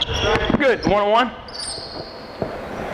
Good, freeze it, and that's a realistic look, right? Most 4s and 5s don't go out there, so we would drill that to where he can get that. Last thing we'll do is we will then go, if you're playing against a zone, right? I was actually officiating this morning, and it's mind-blowing how many 6th, 7th, and 8th graders run 2-3 zones. So let's say you guys are 4s and 5s against the zone, and maybe you're going to get zoned a lot, right? So just go 2 off. Let's just say Dom and Bailon, you guys are the 4 and 5, okay? So what we teach against the 2-3, right? So let's just have the rest of you get into 2-3. JJ and Alex, you guys play top. These 2 are going to be the bottom of my 2-3 on offense, okay? So then really you're going to grab a wing, you're in a 2-3. You can flip it over to white, flip it over to white, flip it over to white, okay? So if this is what we want to teach, most teams run zones. So if the ball was here, Alex would be on the ball. Alex would be on the ball. He would probably be taking away middle. If it's here, Dom is probably going to flash. And now what we want to do is we want to make sure we want to get this to where we can play 1-on-1, right? So you want to go out to 12 like we worked on. And now this is the same thing that we worked on earlier, okay? So what are they teaching right now? What are they giving us here? So he's probably going to force back to Jordan. So he's giving us middle here. It's still a zone. So if he were to drive, take your time. Now we've got 2 guarding 1. Yep, you want to dive, and what we would have is we'd have a skip open 3 there. Okay? Now, if we have 5 guys, I would be 1. There would probably be a guy on top, and there'd probably be wings. So if that happened, if we swung and we read it, let's say if he's giving up middle, so freeze it there. He's diving. Now, JJ's got to make a decision. JJ's got to go, he's got there, or he's got top, or Alex has got to drop. Let's say you went corner, and this guy, the point guard that was here, went off to the wing over there. Those are just reads that we would drill every day with our 4s and 5s if we know we're going to get zoned. We got a couple teams in our conference that run nothing but zone, but more importantly, that's our first look. We want to go there. Okay, let's say about getting the ball at the high post. So we swung it. Dom, let's say you were the point for a second, and Alex, you were on the point, and then you swung here. Who's gonna guard me right now? So, well, if they made him do that, we would expect our 2s and 3s to shoot this. But you would probably have to show for a second, right? So you go back, Alex. So on this, you show. So he's gonna show freeze it, and then he's probably gonna do what? What's gonna happen here? Probably a bump, right? So you go ahead and bump him, go ahead and bump. So as that's happening, this should be open. And we wanna teach seal, there, and then flatten out. So Dom, if they go, most teams teach, once he catches there, what's Jordan's responsibility? One-on-one. So we want him to be your one-on-one from the elbow. We work on one-on-one drills with you every day. You should be able to get us into something, whether it's a dribble, draw someone, kick, shoot, or if he's not comfortable coming all the way out there, I'm going to take my man away. If he stays, then you kick to me. If he doesn't, then you want to be comfortable shooting that. And these are just things that we can do this in 3-on-3 settings all the time against zone. So covered a lot. Any questions? You want to go what? You want to go live? Questions for me? Nope. All right. Thanks.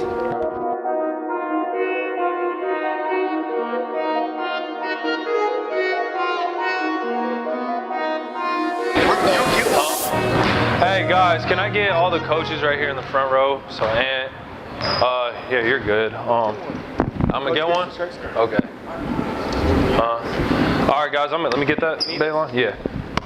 So I'm gonna get started. I'm probably the only. No, you guys are good. All right, man. I'm probably the only guy on the roster who doesn't actually work for an organization. I work for myself.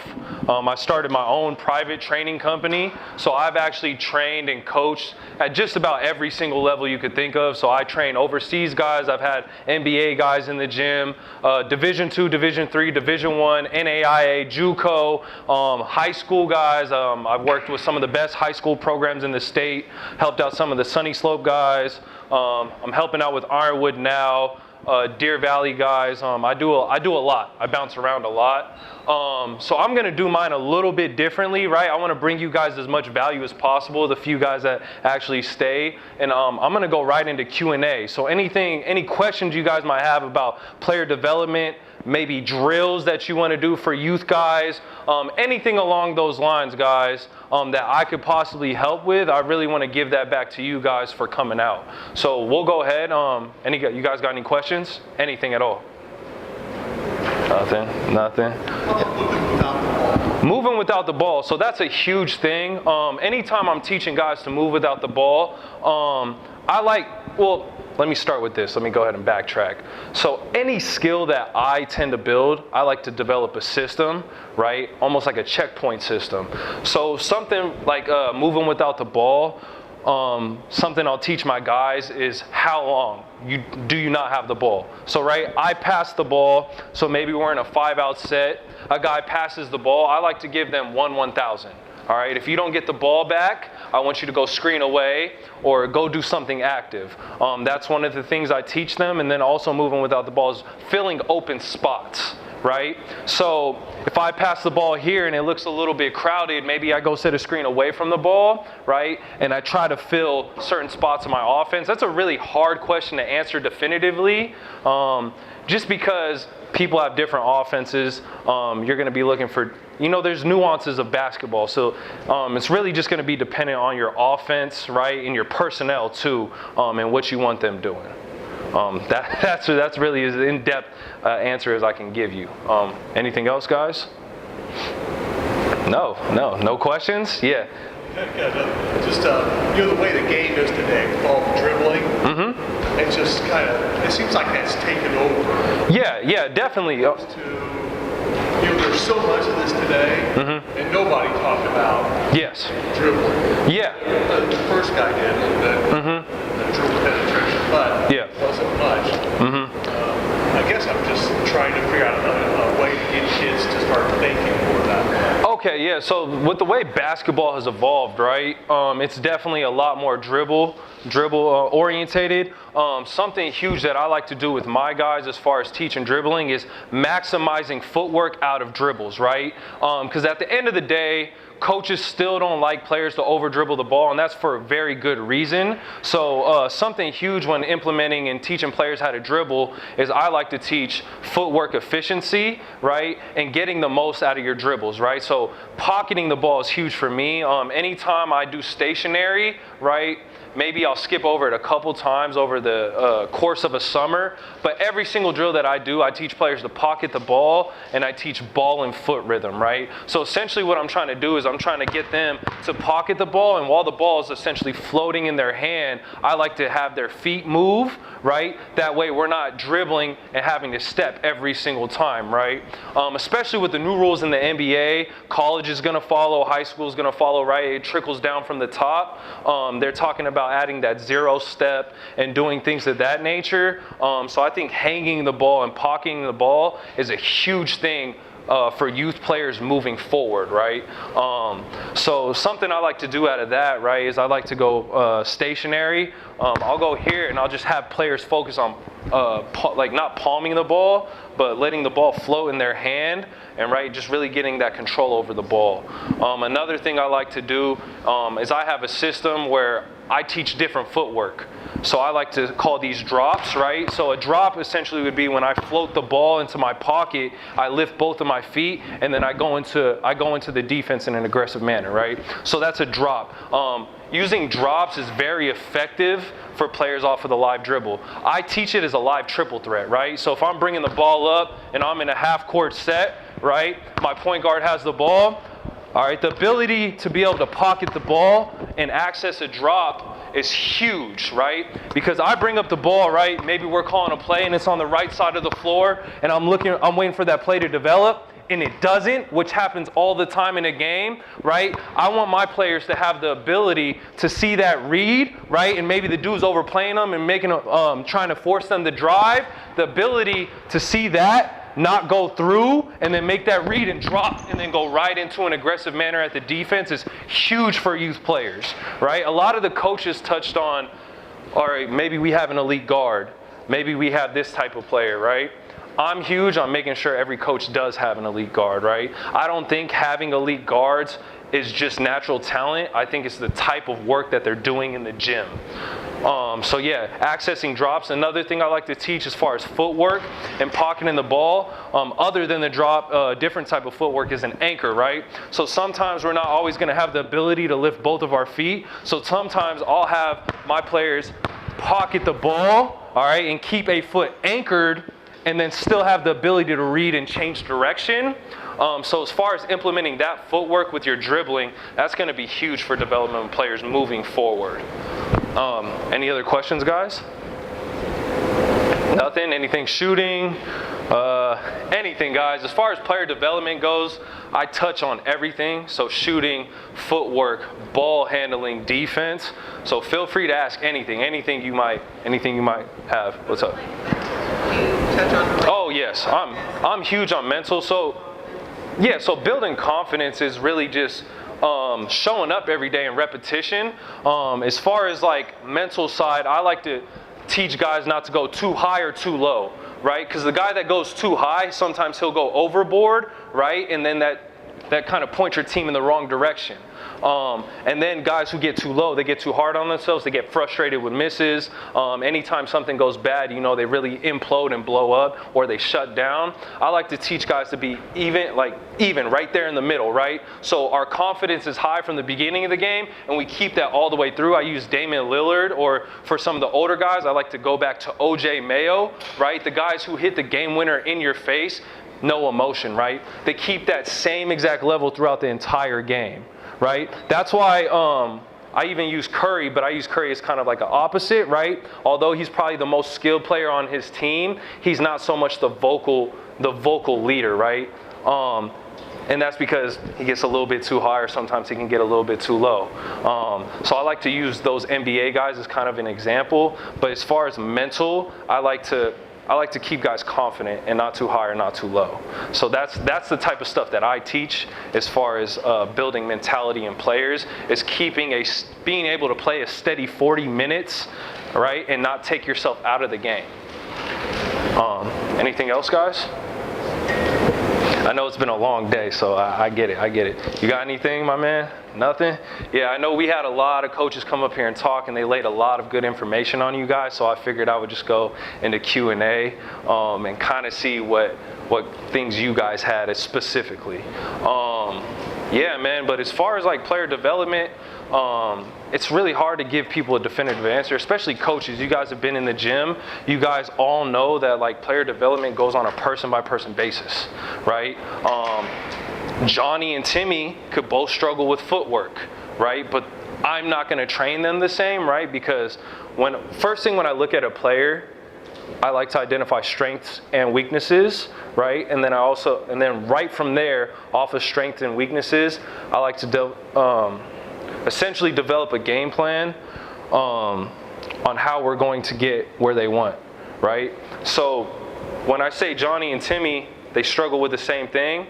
Maybe Johnny wants to go D1, Timmy wants to play NAIA, right? And they have these schools picked out off individual basis, right? Maybe Timmy needs to get better at corner threes because the college that he wants to go to shoots a lot of corner threes. So I'll have him training for that, whilst Timmy wants to go D1, he's going to be a very ball-dominant point guard. I'm going to teach him to have the ball in his hands and be a super offensive threat while dribbling the ball. And that's kind of my player development approach, right? I take guys on an individual basis, team basis. Anytime that I train guys, I try to get their plays, I try to get their spots, I watch film, I get very in detail. And I believe anybody who's taking on the name as a trainer, right, or doing player development needs to kind of take that same route and really get into the small details. That's going to be the most important part when developing players, is attention to detail and really getting the most out of that player.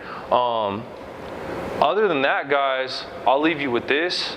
Communication is going to be the biggest thing, whether you're a coach or a trainer, right? At the end of the day, our job as a coach or a trainer is to get whatever group of guys we have and send them on to help them achieve their dreams or their goals, right? And if we can't communicate the things that we're trying to teach them, they're never going to understand, right? So as far as communication goes, just being a little bit more self-aware, right? And not even just self-aware of ourselves, of our players, being aware of our players, the things they're going through, and really just nurturing them, especially when it comes to the youth, guys, being able to communicate things, right? We could be sitting there yelling the right thing at them, right? But the minute we talk is when they start to really get that information. So I would say communication, guys. If you guys could work on communication, I think that goes into any field of life. If we're good at communicating things, we're going to be a great leader. All right. Appreciate your guys' time. Thank you. Thank you. That's all he's doing. So what I was told was to speak on developing culture. My name's Howard Thomas, head coach at Hillcrest Prep men's basketball. Developing culture for us starts in the recruiting process. So when we're out and we're looking for kids and we're looking at kids and potential kids, home visits, a lot of telephone calls to kind of get a gauge for the kid, for the parents, because that's where it starts. Sometimes you get fooled, it happens. But once the kids get together and we formulated a team, we get them in the gym, for me there's a certain demeanor, a certain style that I like to play. I'm kind of a in the shadows coach in the background. My players aren't always necessarily going to be that, which is fine. But one thing we have to do, and what I pay attention to foremost, is how we carry ourselves. We do a lot of traveling, and with these kids moving on to college, of course going to be doing the same thing. Nothing to hurt you more when you're a team that travels, when you have kids that are cutting up and don't do the right things on the road. So the first thing we manage in our culture is the ability to present yourselves appropriately on the road, in public places, and that eventually carries on to the court. Now, once we have that taken care of as far as the culture is concerned, our work ethic is this. If you're not ready to compete, you're not going to survive where we play. That's just what it is. So you got to come in the door with work ethic. From there, the culture is just built from the top down. So it'll start with me, but then my senior that's been with me 2 years, and we bring in a new guy, he kind of lays the rules for the new guys coming in. And so the culture starts to work itself. I don't have to do as much policing because now the kids are policing. Now the kids are, man, if you do that, man, we're gonna have to run in the morning. If you do this, we're gonna have to run tonight. And so I can kind of take a step back in that department. As far as building it, it's different. It's different. And again, for me, coming from an East Coast background with basketball, there's a certain level of toughness, and not toughness on the floor like you got to physically hit people and that sort of deal. It's a mental toughness, because that's what it's going to come down to in a game. People talk about fatigue physically, but there's mental fatigue. You know, when we play 40, 42, 43 games a year. There comes a time where I'm talking and you've heard me talk for 90, 80, 120 days. And mentally it's just like, you know, sometimes I can't give that speech. You know, we may play IMG and I give this big speech and we go out and we pound IMG. And I give this big speech and we go out and pound this team. After a while, that big speech doesn't work anymore. Right? You got to figure out how you're going to beat this tough team in their gym tonight. Right? I've used that speech already.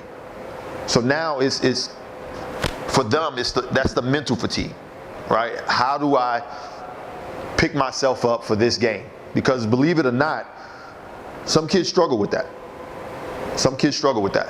And what we try to do with my staff especially, bringing people on staff, you want people with different areas of expertise, right? So I'm not the jokester, I'm not the guy that's gonna clown and that sort of deal, but I got a guy on my staff for that. So when it's a tense moment, he'll bring levity, right? Which helps me because I'm not that guy, right? Now the kids are a little bit looser about this situation. So the culture is really a lot of things. There's no one thing you can pin your hat on when we talk about culture. It really boils down to a lot of things, but it starts with you as how you want your program to run. Once you figure out how you want your program to run, whether I'm a big dissector of other cultures, and what I mean by that is I look at other programs. I look at college, I look at pros, I look at some high school programs. And I take the pieces that work for what I want to do. All right? Sit here and tell you all day long that, you know, even when it comes to X's and O's, yeah, there's some things I may do on myself, but a lot of X's and O's I pick up from other places. So developing culture also, for me at least, is the same thing, right? How do you get the kids to play hard, right? Yeah, you got to have some incentive sometimes, because again, it's a long season. You know, we do different things to get them to play hard consistently. One year we went, I want to say we left on the 22nd of December, no, 20th of December, got back on the 23rd of December, did Christmas Eve, Christmas, and then left the morning of the 26th to go play in the Chick-fil-A. That's tough on a kid. I mean, for coaching staff, that's tough on the family also. How do you get the kids, right, up on the 26th, the day after Christmas, to catch a 6 o'clock flight to go to South Carolina, and you're playing James Wiseman? It's tough. That's tough. And so what helps you with that is the culture you've established, right? So we simulated that earlier in the season. We simulated that with preseason games. We've talked about it. We've discussed time management, all right? And we made our mistakes early. So you have some kids that think they can beat the system. I'm gonna stay up late tonight. We don't play to 12.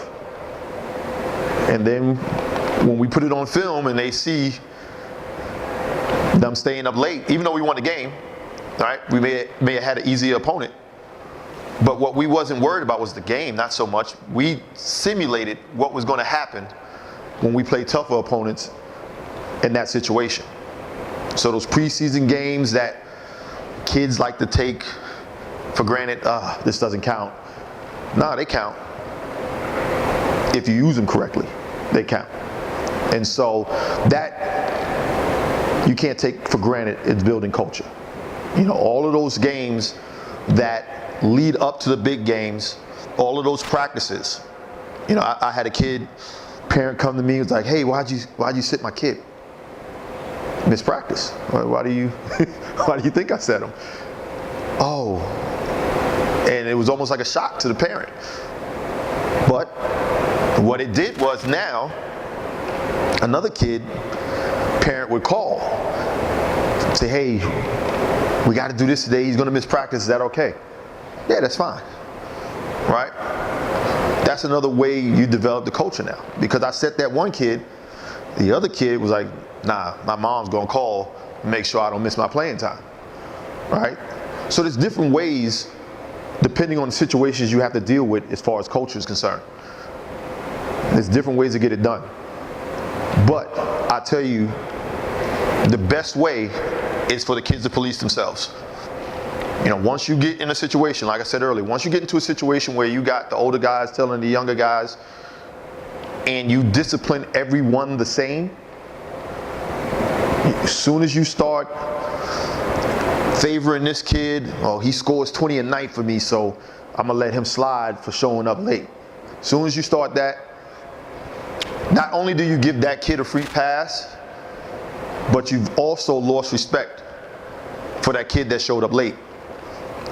You also lost respect of the team that's watching you let this kid get that free pass. You hear a lot of people say, well, you got to treat kids different. Absolutely. You absolutely do. There's different buttons that affect different kids. So you do have to treat kids differently. But when it comes to culture, the discipline has to go across the board. That's just what it is. I don't care how much Jimmy scores. I don't care how much Eddie rebounds. The discipline has to go across the board. Because your star player has to know, just like the 13th guy on the bench has to know.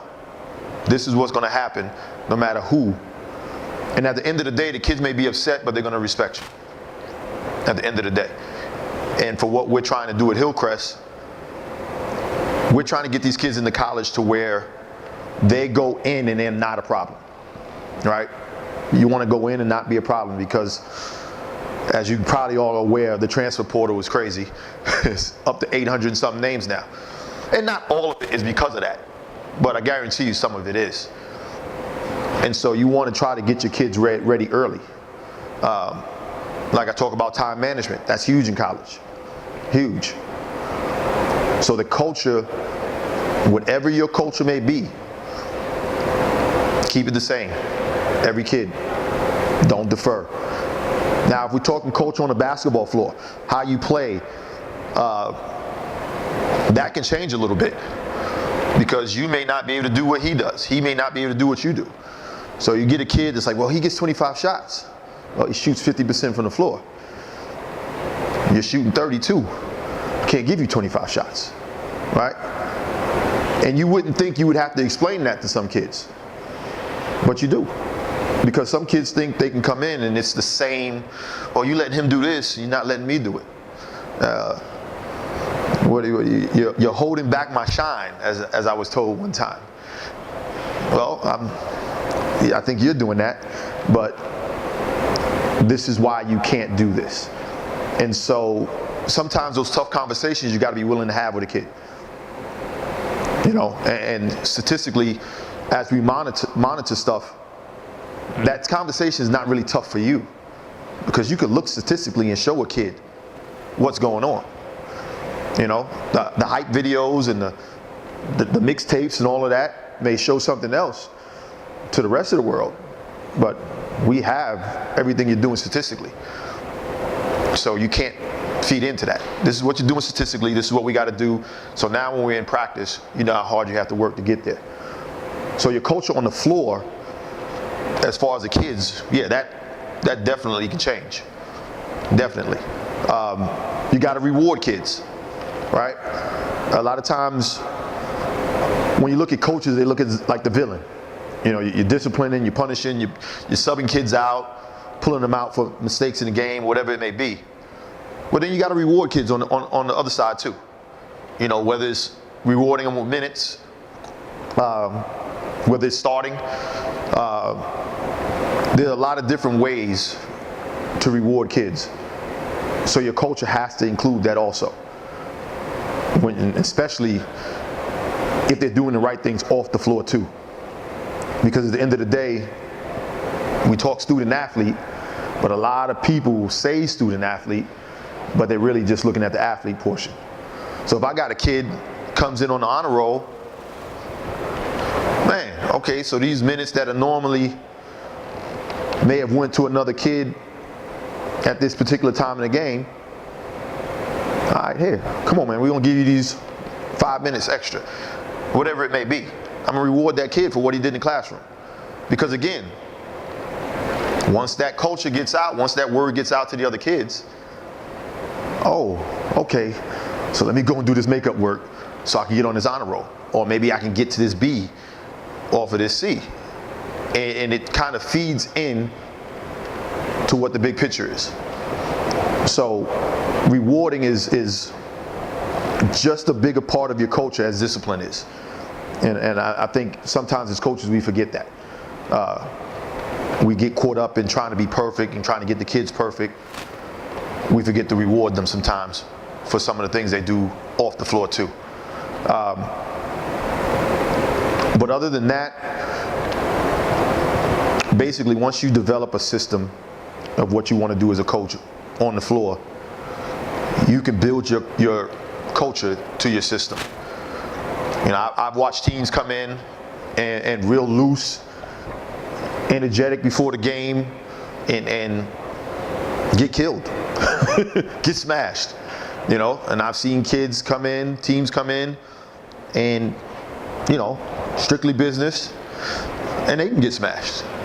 All right, so it's what fits your team, what fits you, what are you comfortable with teaching your kids is your culture. All right, but keep in mind, you may have to adjust that. It may not work, and don't be afraid. Don't be afraid to adjust as a coach, man. Trust me. You may say something, it may be wrong. You may start off doing something that may be wrong. My bad, let me go back and let me fix it. You don't want to be that guy that's, this ain't working, but damn it, this is my culture, or this is what I said I'm going to do. Nah, man, sometimes you don't have the personnel. Sometimes you don't, you could just be wrong. Fix it. Nothing wrong with that. Adjust your culture. Over time, you'll get the things that work. You keep them. You know, I have a book binder, stuff that works. I take it out of that binder and I put it in a folder that I take with me. The stuff that don't work, it goes in the back of that binder. That binder's big. So don't be afraid to adjust. All right. And so, any other questions on culture or anything you may have on the program?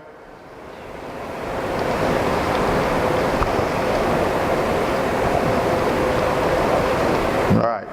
You guys have a great day. Thank you for hearing me. Appreciate you.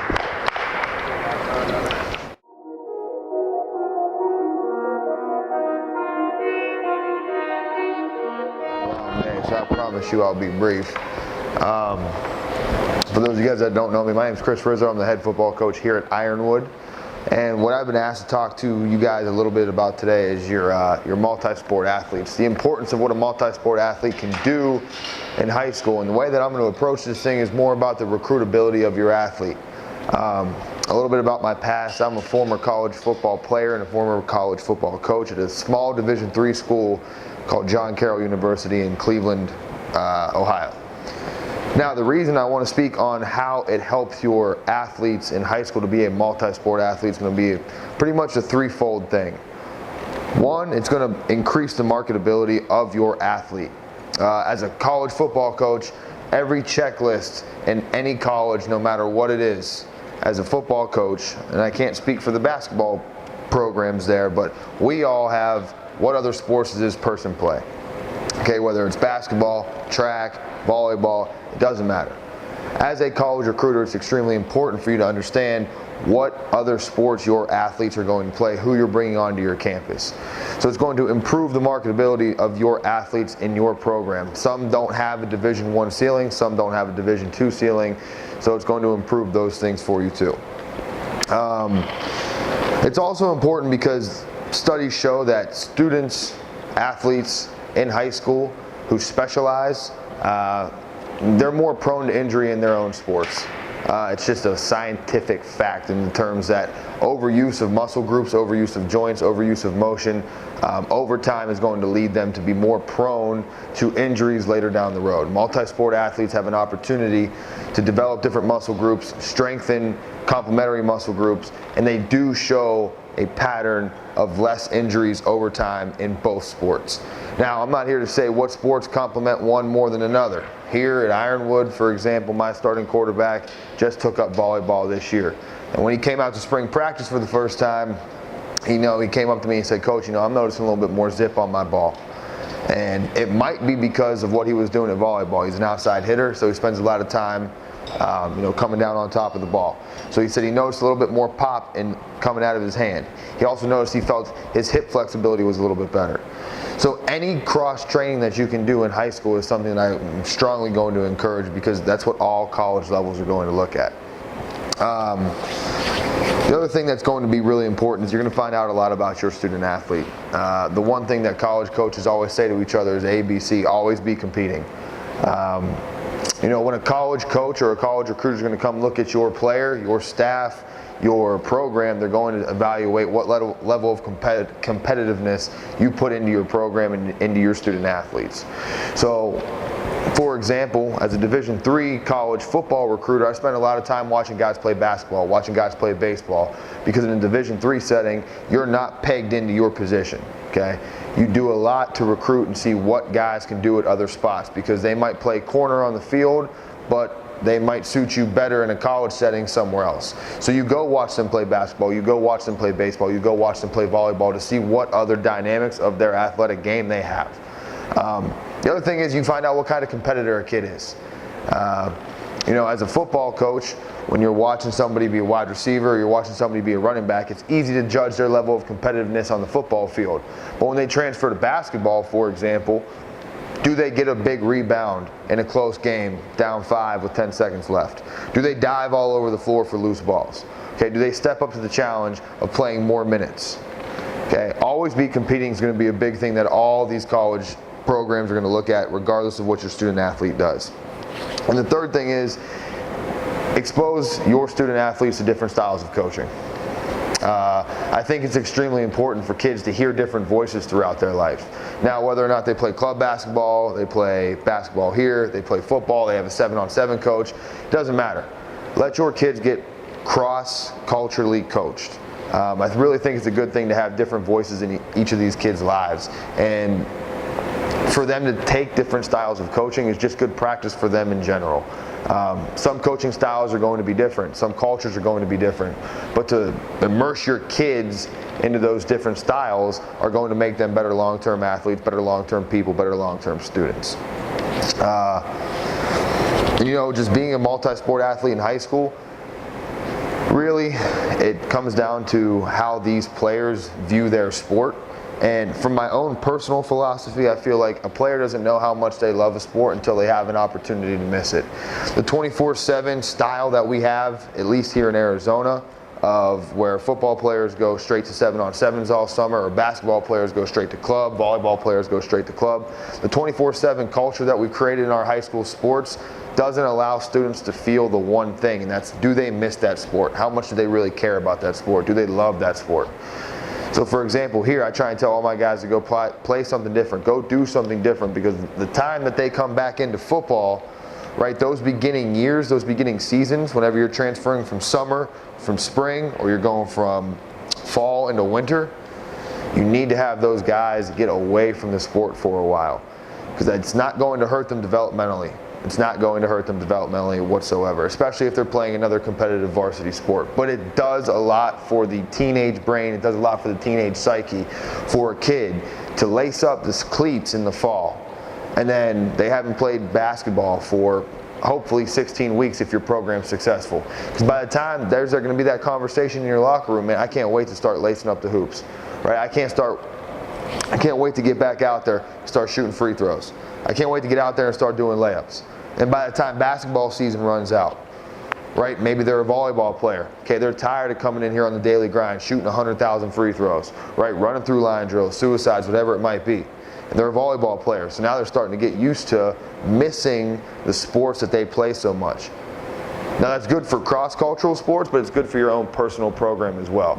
Because whenever you have a kid that's been with you for 24/7, right, he's hearing the same voice, he's hearing the same kind of coaching, he's hearing the same things from his colleagues and his players. It's really important for them to get away from that, escape that, create different relationships with different people on your campus and in your community, but also have an opportunity to miss your style of coaching.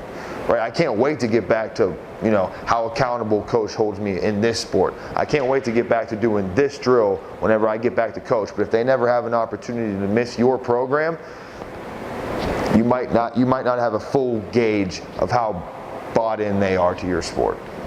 You know, other than the fact that training cross-culturally, and the only other thing in terms of being a multi-sport athlete, besides the health, the culture that you're trying to establish with your program, and the marketability of your student, is it's just good for your community and the school.